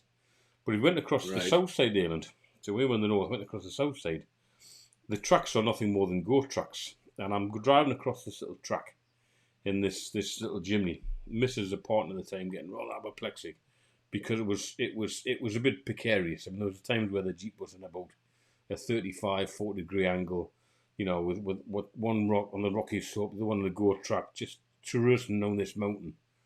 And eventually found a track that I'll come across and then drop down through the olive groves to lots of sort of peasants picking olives and looking up to see this little orange Jeep coming down off the mountains. If they go, where the hell have you come from, kind of thing. These peasants picking olives going. As I'm going through the olive grove trees. Gets to this little village. And it wasn't really designed for cars. It was like What am I trying to say? Horse and cart stuff. And I came to the two buildings where the road went through. And this Jeep, you could touch both sides, but it wouldn't go through the gap between the houses unless you fold the wing mirrors in. So I had to fold the wing mirrors in this little Jeep to squeeze through this gap. And as we came down the road widened up ever so slightly, so there was probably enough to get a person either side of the Jeep. But the street was full, absolutely jam-packed, of people dressed in black. Right, so we're driven in to this little village in Crete, and everybody, as far as the eye could see, was dressed in black, obviously in the middle of the funeral. The problem was, they're all facing the Jeep, and the guys in the front were carrying a coffin, and we were blocking the road that they were carrying the coffin up. Right, so that's my partner going, oh, right, this is not too good, this, like. And you can see these people kind of be rather perplexed, going, where the hell does this little Jeep come from? I can't go forward, I certainly can't go back because there wasn't no space. And you got this whole funeral taking place, and they stood around the car and having a chat, whatever Crete is, it's Italian or whatever, right? Until eventually they go, all right. So they actually passed the coffin across the top of the Jeep. We're sat in it. This is what we do, just look respectfully. And we're sitting in this Jeep. Just a coffin that's carried across the top of the Jeep. And people are trying to shuffle it across to get to the other side and then continue the track we just come from and off to the church. and well upset. And this seemed to be this, how those thousands of people in this funeral, as they all went past single file either side of the Jeep because you couldn't get any more than single file. Coffin went over, and there was just hordes of people walking past him, and they're going, looking down in respect. And we went there for about 30 minutes for all these people to walk past. And my partner goes, never take me place there. I said, well, I didn't know it. What's that know? So it was quite an interesting experience seeing a proper Crete funeral. From the bottom end of a casket go to the top of your head and get handed across the top of the Jeep. So beat that one. Indeed. Well, that does remind me of an interesting experience I had when I was living on my boat in Spain. We were a bit short cash, and I'd got a job with a mate of mine there called Paul, and the job was to scrape down an anti-foul the bottom of this big powerboat, and it was absolutely fucking horrible. Excuse me for 2 minutes, gents. Excuse me for 2 minutes. Because we didn't have any. Could have it. Has to be done. Doesn't it? Has to be done. It's juvenile, but it has to be done. We didn't have a power washer or anything, so we had to scrape it down by hand. And because it was a power boat, then most of it was flat bottom, so you were working on your back underneath this thing, and it took us days to do this. And there was a Dutch couple that owned it, and when we finished the job, I forget, we'd agreed on a price beforehand, but when we finished the job, we said, well, look, we'll either pay you whatever it was that we'd agreed, or we're going to be leaving shortly, so you can have our van if you want. And they had this green Porter that had a couple of fold-down beds put in the back. So we quite fancied this VW Transport. So, okay, we'll have the van. So we took this van, and a few days later, we decided to go on the piss to Jerez, Jerez is where they make the sherry down in southern Spain there. So we'd driven to Jerez for the night, and we had a grand night there. We had loads and loads of beers and sherries and God knows what. But we were very, very drunk when we left, and we had to drive back to the little town of Puerto de Santa Maria, where we live. And of course, we hadn't troubled ourselves by getting any sort of tax or insurance or anything like that for the van. So we were driving it highly illegally, which in Spain is quite a big deal. So on the way back, in the early hours of the morning, we came into Santa Maria, and we got a bit lost as we came into Santa Maria. And in the middle of the city, there is a bull ring, and all the roads in the city kind of lead into the bull ring. But as you get in towards the bull ring, they get narrower and narrower and narrower. It's like being drawn into a maze, and the streets become cobbled as well. So as we tried to extricate ourselves from this maze and got closer and closer to the bull ring, we eventually ended up in this little tiny narrow road between these houses that were overhanging the road on a cobbledy street, and the van got jammed in between the walls, and we stuck in reverse to try and get out, but because it was shiny cobbles, the wheels were just spinning on the cobbles, and we couldn't shift the thing at all. So in the end, we thought, well, we could be in a bit of trouble here, because if somebody goes and calls the police, then we're in deep shit, because we have no paperwork whatsoever for this van. So eventually we decided that we'd just have to abandon the van, but we couldn't get out of the doors at the side because it was jammed in tight. So we had to climb over the seats, managed to open the back door, escaped out the back, and legged it back down to the harbour. And I've no idea what happened to the van, so as far as I know, it may still be there, jammed in between the streets, near the bull ring in Santa Maria. There it is. Narrow roads, funerals, and defunct vans just left on the spot. Yes, indeed. Well, I'll tell you what, talking of shit, one of the things that the pikeys used to do to earn a crust, they used to be involved in waste disposal. I don't know if that's what they called it. But a lot of money, basically what it meant was that if you had some load of toxic shit that you needed to dispose of, which normally would be quite expensive because you would need to employ a company that had a license to dispose of said offensive, whatever it was. You'd call in the pikes instead, because the pikes would do it at a much cheaper price. But what they did with the stuff, rather than taking it to the approved recycling centre for disposal, they would take it back to their land where Pikey Joe would have got his digger out and dug a big hole, and they'd dump it in this big hole. And then every couple of weeks, they would have a huge great bonfire with this stuff. And the smoke and the fumes that used to come off this stuff was like unbelievable. But one of the things that they used to chuck on it quite a lot was old gas bottles, like Camin gas and Cala gas bottles and things. So they get the old bonfire going really well, and the little pikey kids, they used to love this. They'd get the Cala gas and the Camin gas bottles, and they'd chuck them onto this bonfire and then leg it. And of course, these things they'd eventually go off with a noise like a mortar bomb going off, and all these little bits of shrapnel would shoot off up into the stratosphere and then come pattering down on the roof of our bus, which was quite entertaining. Yeah, that's what pikeys do to dispose of their rubbish. Well, I once had a kitchen refitted here, and then we've got a few travelling type, that live in and around the village, and what they normally do is they just take it and go and dump it in the bottom field and set fire to it. But they had all this kitchen stuff, all this stuff that come in the kitchen, like worktops and this and that. And this bloke came up to the village with these flat pack transits, which is often customary. And he said, "Do you want that disposed of?"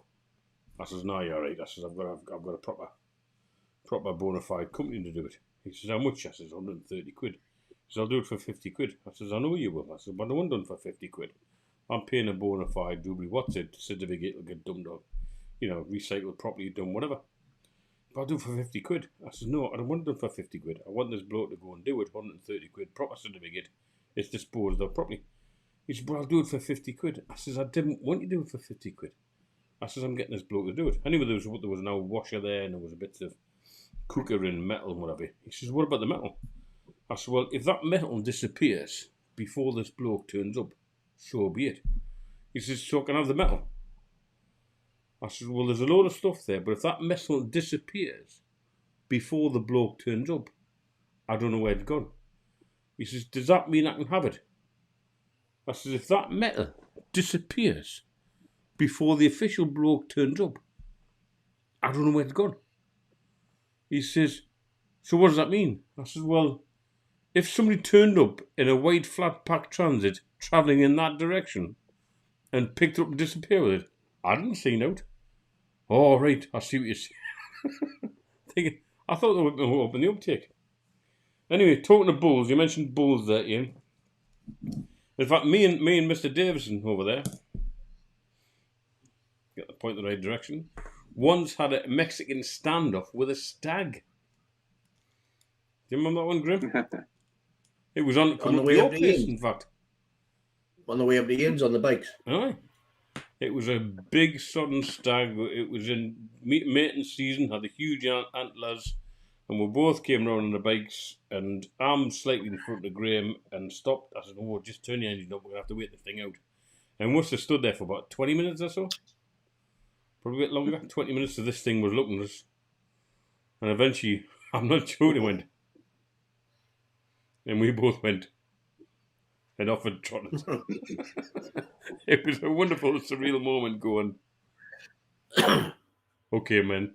We've done it now." We do get a few accidents every year with collisions with the big stags, yeah. But mind you also get them with the Highland cows, because they've got a habit of light, especially in the winter, on dark nights, they lie down in the middle of the road, and for some reason they're sort of, because they're sort of that dark gingery colour, and they just don't seem to show up very well in the headlights. So quite often, you're just about on top of them before you spot them. And believe me, if you hit one of those things, then it's going to make a wee mess of your car. Excuse me, gentlemen, I've just got to pop out to the loo. I shall return. All right, we'll do. We'll just do it. He hasn't got one of them, has he? He hasn't got one of them. There seems to be a lot of popping out the loo tonight. I mean, I've not been. I mean, can you last 2 hours or what? You did tell me, Ian. Sorry, Eric. I'll get this right eventually. You're Eric, aren't you? I know you're Eric because you've got your name under you. Yeah. You did tell me once, and at first I thought you were telling little porky pies, but I know you well enough now, about the night you had a little run-in with a big cat. That's true. Very true indeed, where I knocked over a cougar in Wooler. And it wasn't just a big pussycat. It wasn't a big pussycat, because they do have Northumberland wildcats, which are quite large and are quite vicious, because we used to get a lot of the... we used to run outdoor centre in Belford in Northumberland. We used to get a lot of the kittens coming into the property for, searching the bins and whatever. And they were vicious. And people go, oh, little kitten, we wouldn't touch it. It's a vicious little bugger. I once had to chase one around the kitchen block till eventually got a washing up bowl on top of it, and this thing was scooting around all over the place. I managed to get it out the property without getting scratched to bits. But this thing, it was between the Wooler and Belford Road. I was coming back. It was just kind of getting dusky. Lights were on, and a large grey or ginger light tan cat jumped over the wall. I hit it, rolled over about 3 or 4 times, did the classic snarly panther type snarl that you see in that t-shirt, or that, I mean, the whole teeth a lot. They did the old snarly bit. I mean, I looked at each other for a bit. It was in the full headlights, and then dived back over the wall. And I definitely hit it. And it actually damaged the front spoiler, because there was a spoiler on the front of my car, front balance thing. It cracked all that. It rolled over 3 or 4 times. It wasn't that happy. And it jumped back over the wall. And I told that story for years and years and years. The postie, who lived up there, said he'd seen it. And I was doing a course a few years after that, about 20 years after it, 15 years after it. And a lass who was actually lived in the local village just up the road, she said, yeah, I used to sleep on the pillar box. There were a lot of old pillar boxes up there. She said, I used to sleep on the pillar box up there. So we used to see it regularly. Yeah. So I don't know whether or not it was released, because 1988 had the Dangerous Animal Act, and a lot of private collectors got shot of their cats, because otherwise you have to register them and pay lots of money. Just let them out. But it was certainly a puma or a cougar. It was definitely a big bloody cat. It was a big cat. And I hit it. Right. So I was just telling Graham about the time when I hit a cougar in Northumberland, knocked it over my car. When you did what? I knocked a cougar, not some kind of American housewife who's interested in young boys. I'm talking about a proper cat cougar in Northumberland. All right. Between Wooler and Belford. I must have been about 80, was it? No, yeah, but probably about 89, something like that, when I hit this thing. And it wasn't all happy. But talking standoffs, there's a time when I've got a chap, ex-friend, called Max. You know Max, don't you, Grim? And we were going back from Morocco through Spain, northern Spain, some unbelievable little twisty little roads on a motorbike. And round by a place beginning with V, I can't remember the name of it now, but it was basically the Spanish lakes in the north of the country. And we came round this bend, and in the middle of the road was a bull, big Spanish bull. I'm assuming it was a Spanish bull because it looked rather Spanish, and we're in Spain, so I guess it probably was a Spanish bull. And I'm not joking, its head, I'll put it away, its head was about, it was big, with a big old, old russet in its nose, So we both pulled up, level pegging each other, and this bull is stood right in the middle of the road. Not going anywhere, just stood there, doing the old, looking rather docile, right? And I said to this guy, Max, I says, well, what do we do now? He said, well, I don't know. I said, well, if I go first, and I go the left-hand side, if it doesn't attack me, you may go the right-hand side and get away with it, or if you go first and it doesn't attack you, then it might know what I'm going to do, and then it attacks me. I said, so we're going to make a toss-up who's going to go first or second, and which side the bull we're going to go, and do we go both the same side of the bull, or do we go opposite? And when I'm discussing this with him, saying which side we're going to go. We're going to go the same side. We're going to the opposite side. What are we going to do? I mean, what's the game plan here? Now I'm kind of looking at every available potential scenario, and the bastard went off. He left me, and he went round the left side of this bull, and I'm left still trying to explain or look at the game plan. The bastard sped off, and he went on the left side of this bull, and the bull literally turned his head around and watched him as it went past this bull, and then turned back to look at me. And I'm going, you bastard. Because now I'm left with a dilemma. Do I go the same side? Do I go the other side? Is it a bit pissed off? Is it going to attack me? I'm now literally stood there, look, there's bull going, well, what do you do? So I thought, okay, well, I'll start the engine. And I approached the bull, and I quickly nipped around the right-hand side of it. You see, thinking, you probably thought that, nah, I went on the right-hand side. And the bull stopped and went now and looked at me. And watched me go past. And I must admit, my heart's pumping like this, thinking, this is a big bull. Anyway, we pulled into this little town, needed a bit of fuel, and the fuel station was just a couple of gas pumps next to this house. So we pulled up next to this house, pulled in, and rung the bell, and a bloke lived across the road. He came across the road, and he said, fuel, yeah. So we're starting to fill the tanks up. And my best pidgin Spanish, I'm telling this guy about this bull. He went, bull? I went, yeah, bull, big bull. Yeah, bull. Yeah, bull. He's going, yeah, bull. Yeah, I went, yeah, big bull. Up the road, big bull. Stand him in the road, bull. He went, bull, yeah. And as I'm kind of explaining this bull thing, all of a sudden I got a big fucking thing stood behind me. It lets you breathe hot air down my neck. And he goes, bull. Whoa, the fucking head behind me. And he goes, this bull? I went, yeah. That bull went, yeah, bull. Yeah, bull. I went, yeah, bull went, yeah, bull. Yeah. Bull, amigo. I went, oh, thank fuck for that, I said. As he filled up my tank. So there you go. That was a load of bull story. But it wasn't a killer bull. Obviously not. Because it was like, whoa, bull, yeah, bull, yeah.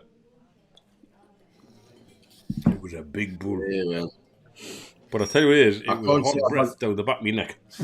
This thing snotted down the back of my neck. I can't say I've had many close encounters with dangerous animals, apart from swimming across little lakes in America with lots of snakes. And I just don't like snakes. I don't like them. But when you're swimming across a little river thing, and a little copperhead goes like that, right past your nose, oh, it does make the old winkle pucker a bit. Don't panic. No, because they're a bit nasty, some of them snaky things out in America.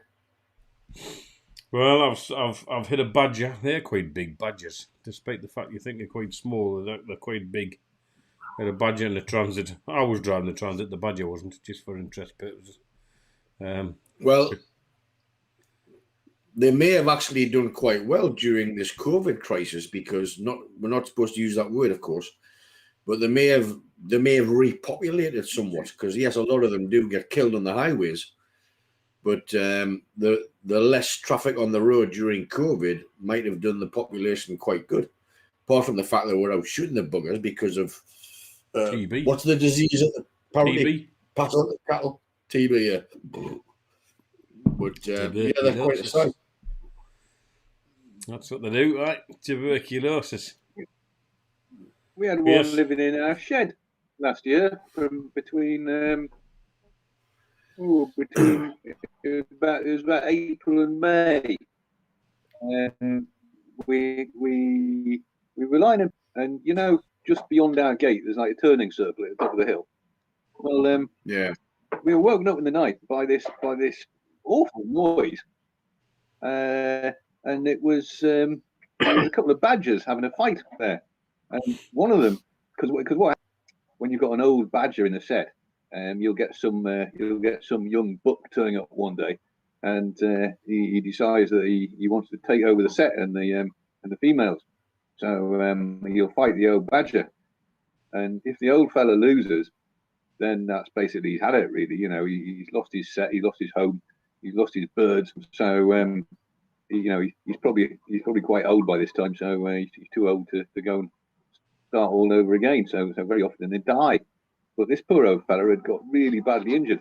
He had a wound down the length of his back that was really nasty looking. But anyway, he took up residence in our coal shed. So we took to feeding him, and the first few days he was there, he just slept for several days, and we thought he was going to die in there. But he woke up, and we fed him, and he kind of rallied, and he stayed living in there for weeks. And he used to he'd sometimes disappear off at night time, but he'd always come back by dawn the next day, and he'd be curled up on top of the coal sacks there, snoozing away. And the dogs were obviously dead interested in him, but they were very good actually. We told them to leave him alone, and they did. And he gradually healed up, and then one day he disappeared off and he didn't come back again. So presumably he'd dug himself a new hole or found himself a new set or whatever it was that he'd done. But it was a happy ending to finish with. So it was all rather nice. So yeah, that was our experience with badgers. Quite interestingly, hedgehogs is an example of evolution in action, right? Because hedgehogs get squashed on the roads a lot, and it's well, that's why the hedgehog went across the seas flatmate, didn't it? He's flatmate. Well, indeed, yeah. Boom, boom.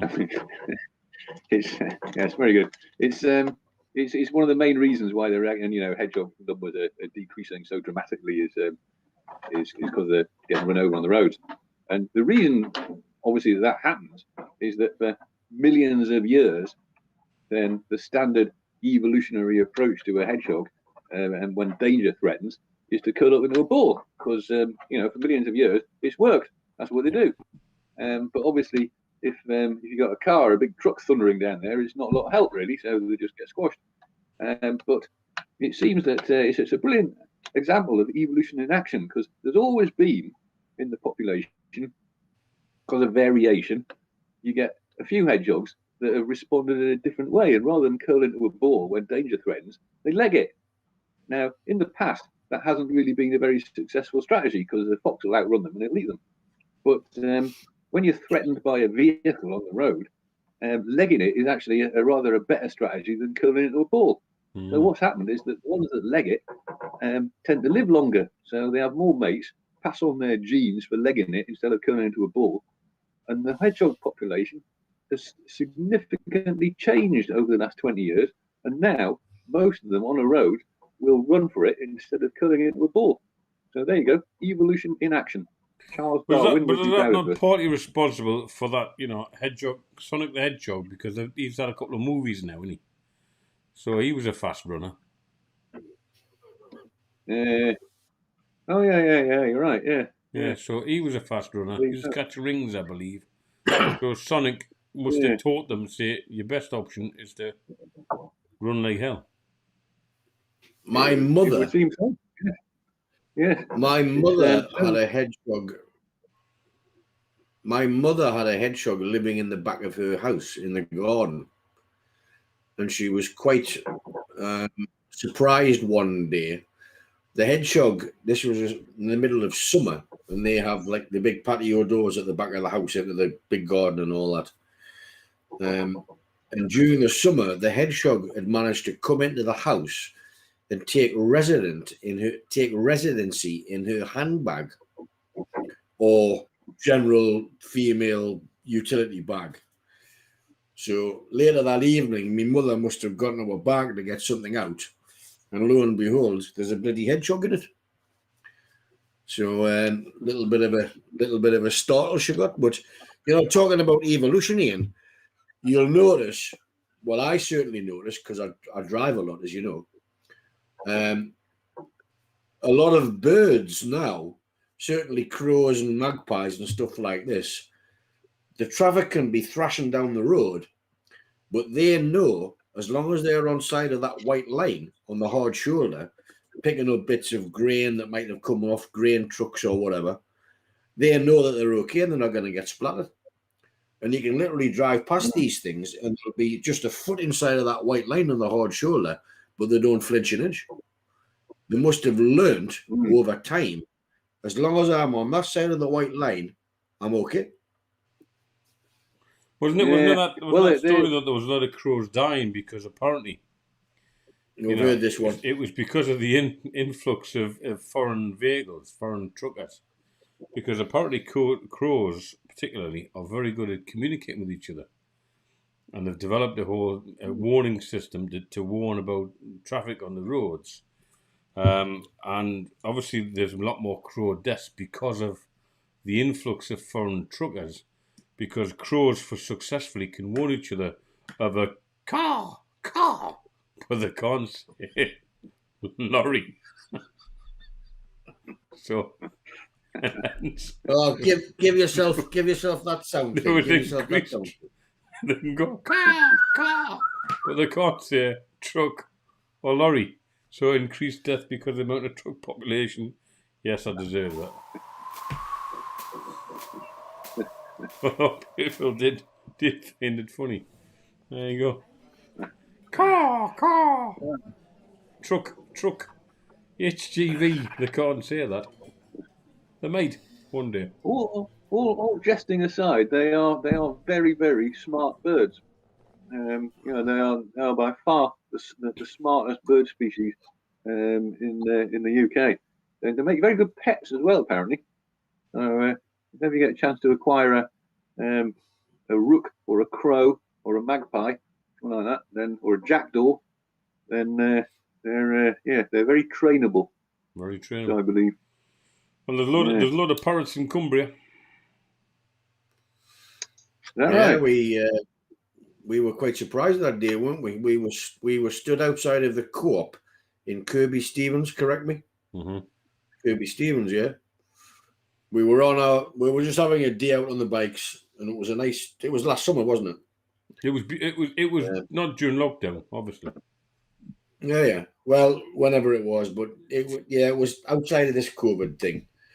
But we'd stopped for a bit of fuel and a sandwich or something like that, and we just kind of heard the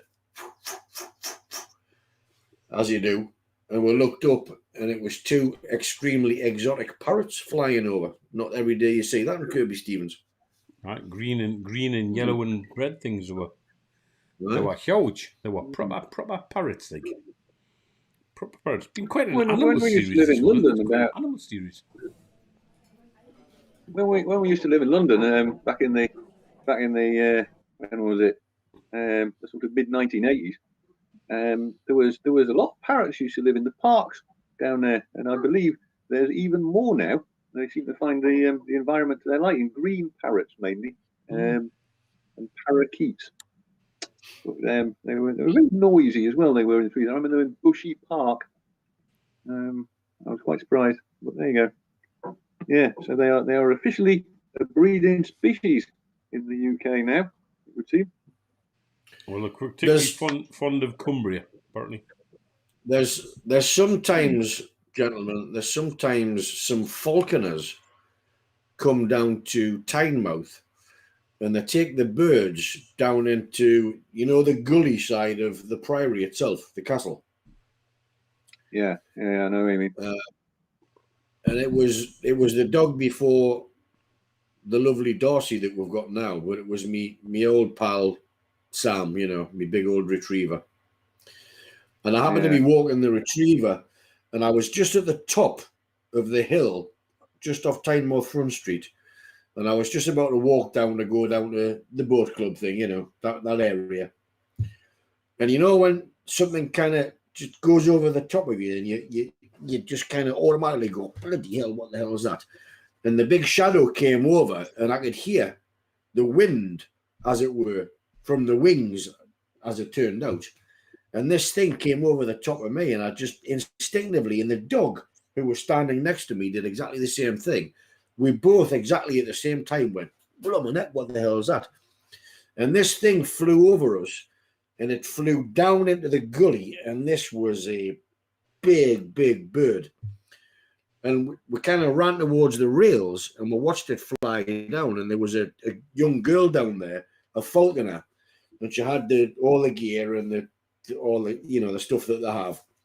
And this thing flew down. It didn't land on her arm. It just kind of like crashed into the hillside and flapped around a bit like that. So anyway, being rather curious, with the dog and I both went down into the gully to meet this girl. And this thing was an American eagle owl. And even when we got down there, this thing was still flapping around on the ground. And I said, was it not supposed to come back and land on your arm? And she says, well, yeah, it is, but it's particularly lazy, this bird. And it doesn't really follow command and stuff like that terribly well. Basically, it can't be asked. You know what I mean? Hmm. So this thing was just flapping around. Anyway, she did get it back on her glove. I mean, this thing, it must have, one huge animal, one beautiful creature. But it must have been, when it was on her arm, it must have been, I guess, about 2.5 foot tall. American eagle owl.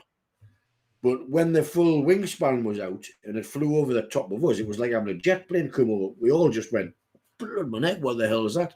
And we watched it fly down, but beautiful, beautiful creature. But apparently this one was a bit lazy. I got attacked by an owl. I was actually cycling along the Team Valley, and I had my little white helmet on my pedal cycle, and I was cycling along, and this big white owl went and took hold of my helmet and got hold of it, and I was like riding it about a bit, then realised it wasn't something that would come off and eat, and then bugger off.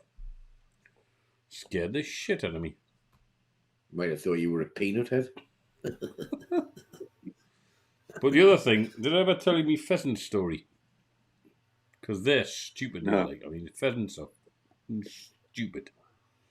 Because there was a time when I think I probably told you the story. If I'm not, I'll tell you anyway. It was the time I was actually living down in Sussex, as one does, and I just picked up a brand new Ford Sierra gear. Stop me if I've told you this story. Have I told you the story? I don't think so. Brand new Ford Sierra gear. Beautiful, right? Suede seats.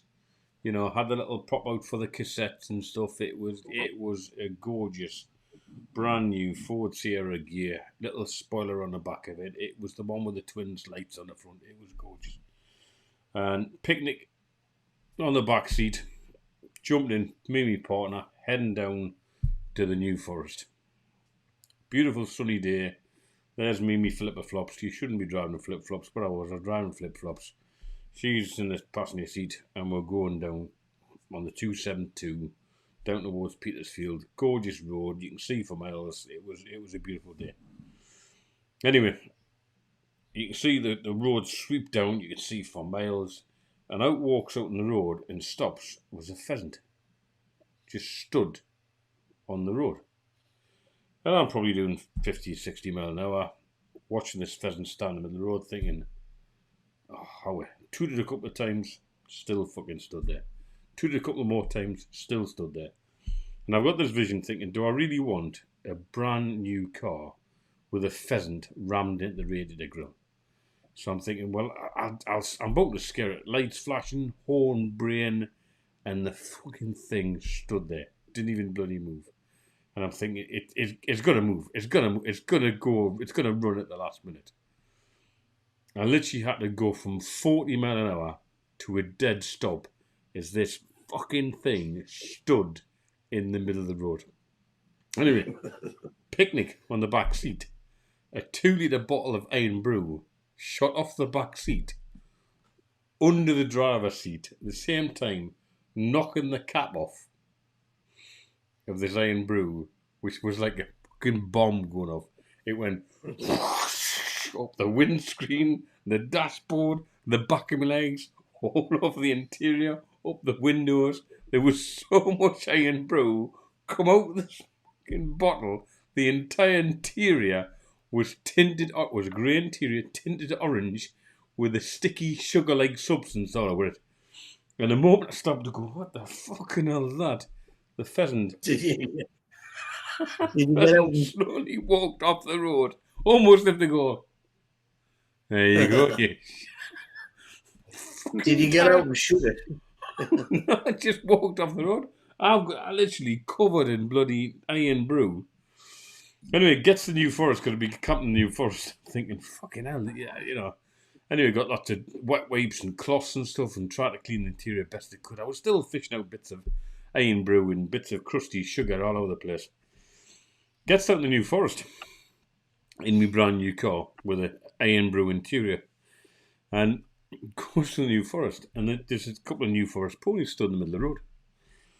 And driving along the road, just outside of Ringwood, get this little pony a toot. I looked across it to go, I'm not moving. Give me a little toot, she'd go, no, I'm not moving, like. So the horse walks up, and I thought, how cute this is. And the entire front head of this horse leaned over the bonnet of my car.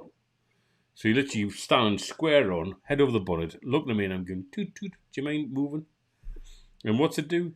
It rears up and mounts the bonnet to a two hooves and fucking braided hooves in the bonnet, dint the bonnet, to huge, huge hoof marks, dints in the bonnet, stamps up and down, and pisses off. And I'm going, I don't believe this. I've had the car 10 hours, just picked up yesterday, going at New Forest, I've got an iron brew in the interior and 2 hoof marks on the bonnet. Needless to say, I got it repaired and sold the car 3 weeks later. That car was not for me. I can't believe you willingly drink iron brew. I haven't. I mean, I honestly, haven't. I know people up here drink iron brew, but they just do it because they're Scottish and they just like feel that they've got to make a statement, you know. And it's made from gutters. It's made from gutters.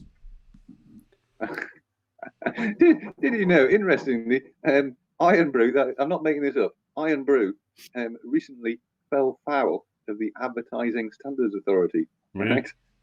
This just goes to show how ridiculous the world is becoming.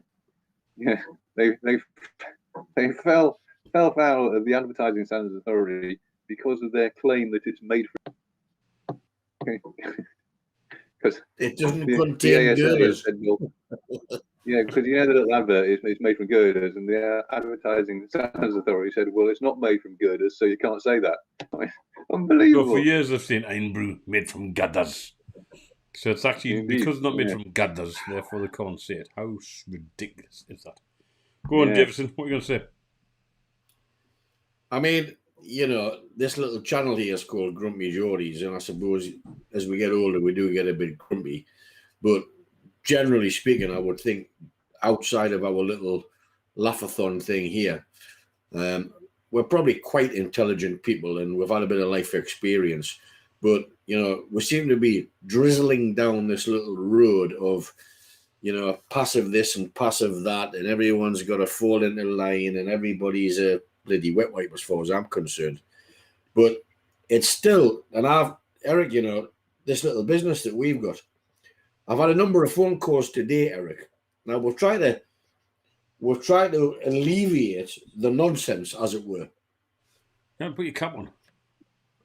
And we've even put on the website, look, just ring us. Just ring us and talk to us. We're real people, you know what I mean? We're real. We're real.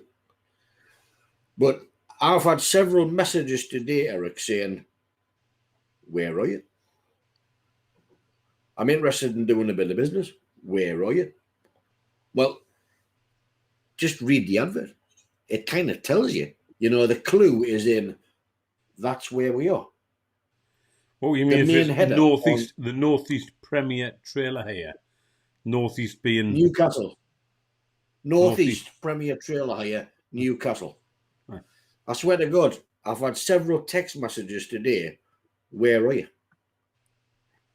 Well, any advert that's been propagated in this little venture kind of tells you. Newcastle Premier Motorcycle Hire. Kind of a giveaway, you know what I mean? Or people just so, you know, because they live in this world, and we all do, because we live in this world of fast media, social environment, social media, blah, blah, blah, blah.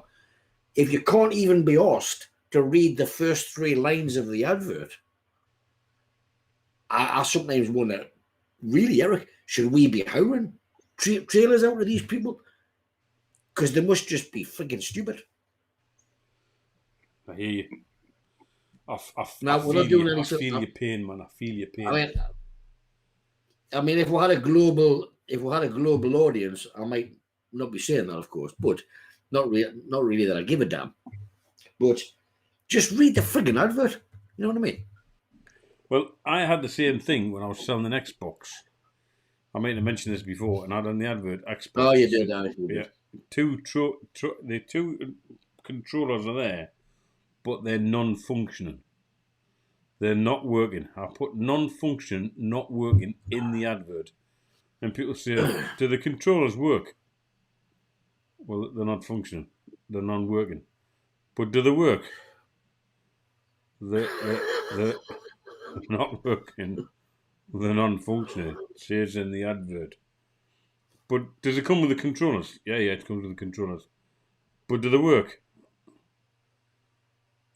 They're non-functioning. They don't fucking work. That says in the advert. You're not bother reading the fucking advert. It says. So, well, will you sell it without the controllers? Well, it doesn't matter. They're there anyway. If you can get it working and fine, will you sell it with just the games? No, it says Xbox package. It comes as a package. It's 40 quid for the entire package, all the games. So will you just sell the? No, just put. So if I give you 40 quid for the games, well, just take the fucking lot away, man. I want the whole lot. Out me hoose, including the controllers, which are non-functioning, Don't well, man, Ian, you couldn't make it up. Eric very kindly changed a little bit of information on our website, right? Because what used to happen was I'd be at work driving me big bloody thing around the country, right? And I get a text message, and the text message would say, "I'm interested in hiring a trailer." All right.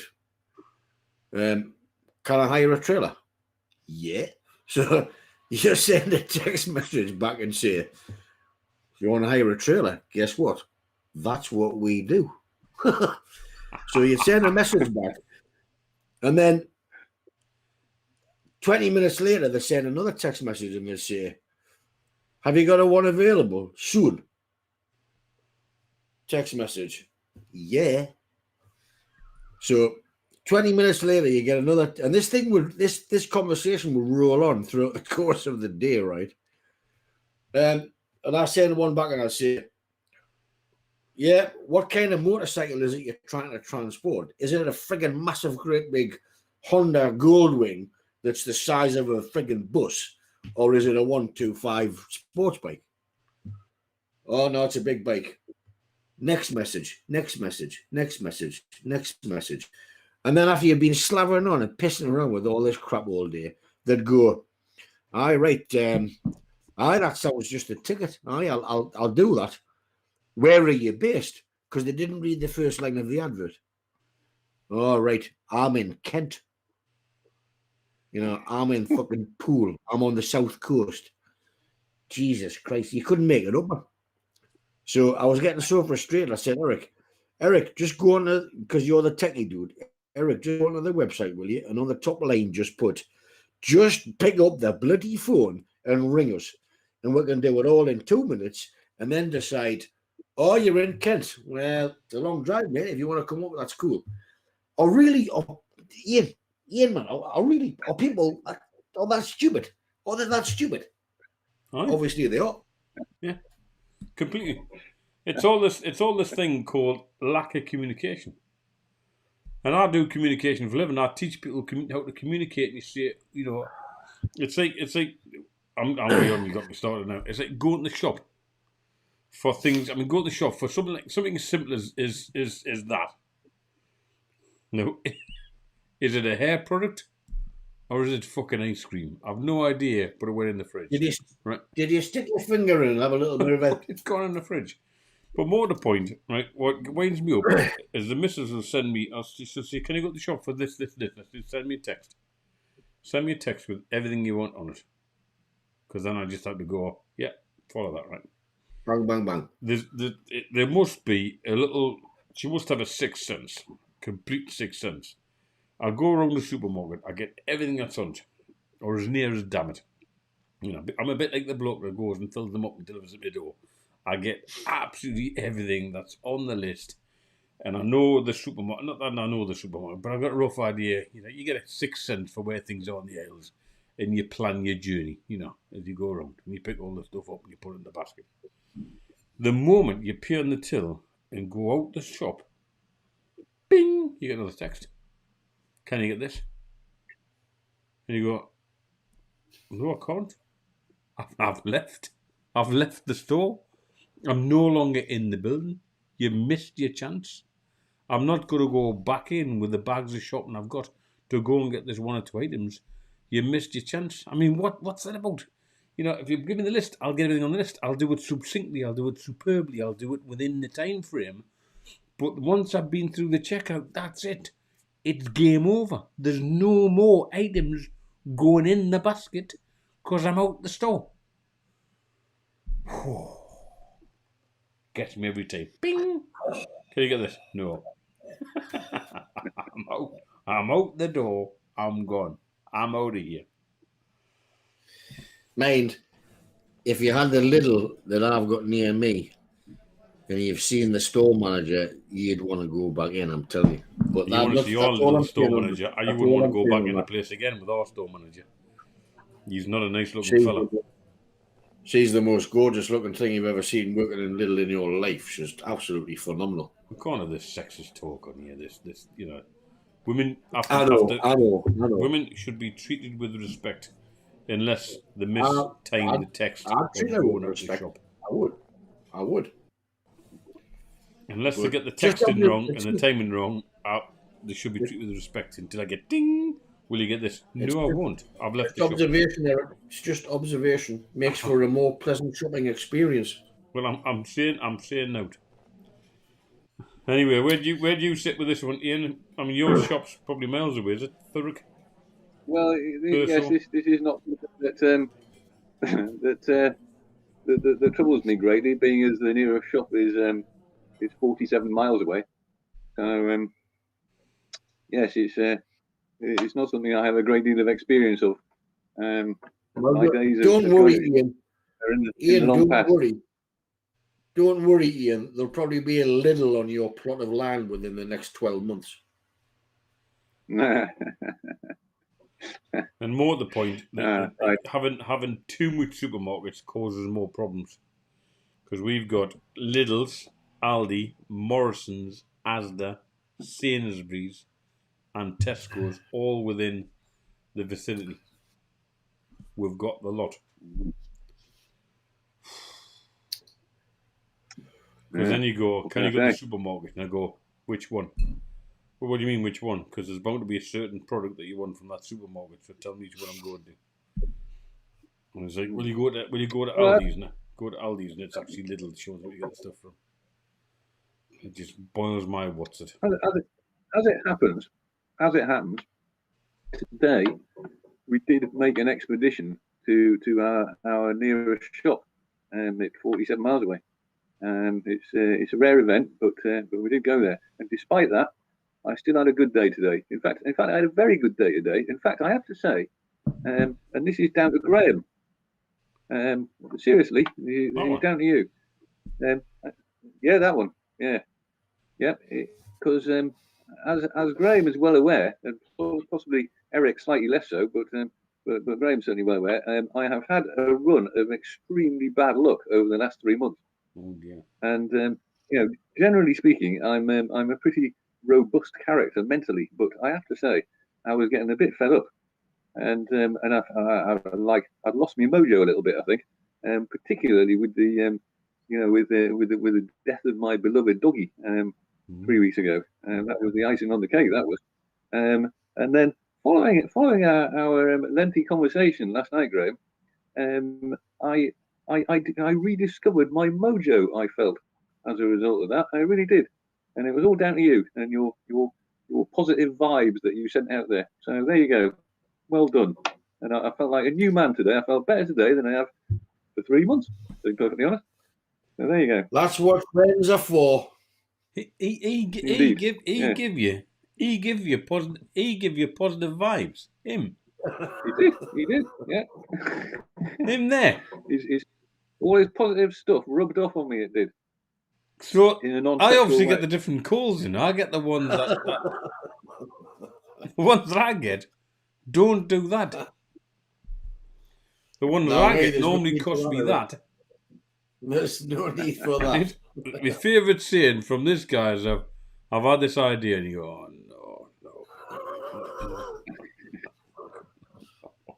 no. Well, actually, no. Mr. Yates, Ian and I had a proper good chinwag last night, which must have been quite lengthy, I believe. And we discussed. I believe it was. We discussed a lot. Mind, I've also sent you a video clip, Graham, this evening, which I know. you must I watch. did notice that, Ian. I haven't watched it. Was that a guy or one of the guys that's doing something similar to this with a channel on the internet? No, but Right. it's about an hour and a half, so it's quite long. But believe me, it's worth the hour and a half of your time to watch it till the end. I would have sent it to Eric as well, but I haven't got an email address for you. So if you Well, I mean, forward it on to Eric, my email address is complicated because it's email in my name. Oh, right. You know what I mean? Like Well, with net on the end of it. Yes, particularly bearing in mind your various business interests, that is another good reason that you need to watch this to the end. Right. It's I have to say it. I wouldn't describe it as a feel-good video, but you need to watch it. There you go. So the little fellow here, I'll keep pointing in the wrong direction. Over here, he'll send it to me then. You're going to send it to me then, Graham, are you? I can do that, Eric. I haven't watched it, Ian, as I said, but I shall do that, and I shall recamp and duly talk about this content when we next converse. It could be something we could Well, put indeed, a link yes, on there is YouTube much on there if it's YouTubeable. that we need to discuss. We can share and with the name of the game, it would appear, is collectivization, as you will see when you watch it. Oh, there you go. It's got nothing to do. It's got nothing to do with young men in Brazilian forests drinking semen. No, that's a different one, but I can send you that as well if you like. I'm not overly concerned about watching that one. I think we'll pass the prime. Well, I think I've explained all the important points of that one, so there's no real need to actually watch it as well. I think we'll pass the prime on that one. We don't need to get any favour of the wise man of the village. Indeed. Anyway, gentlemen, we've been online for 2 hours and 13 minutes. And I'm feeling I need to go next door and watch another episode of a gripping thriller that I'm watching called Fargo. Right. So that's I don't watch much TV, but we discussed this the other night, Eric. Fargo is very much like Breaking Bad, and when you get into it, it's quite addictive. So before I retire into my sack tonight, or my scratcher as it's known up in Geordieland, I'm going to watch another episode of Fargo because it's very, very good. Well, I've run out of beer now, so the night's finished now because I've run out of my beer. No beer and no retire my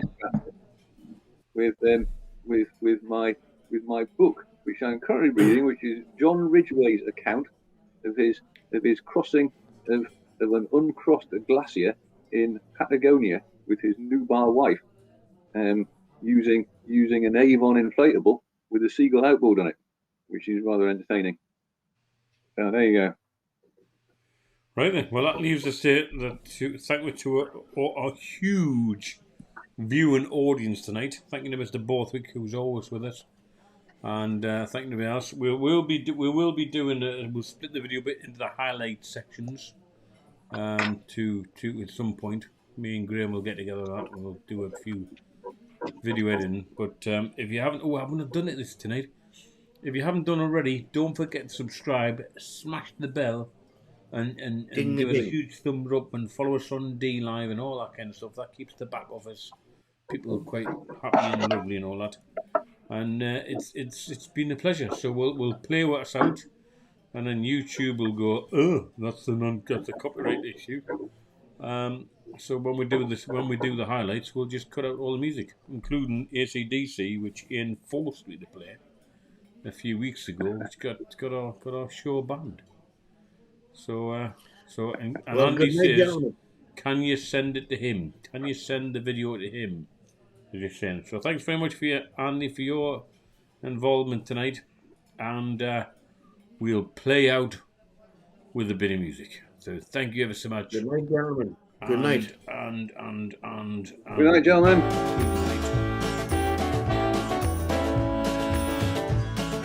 And on the credits, the merch will be available soon. We'll get some merchandise where you can buy a t-shirt with this logo. And good night. Good night.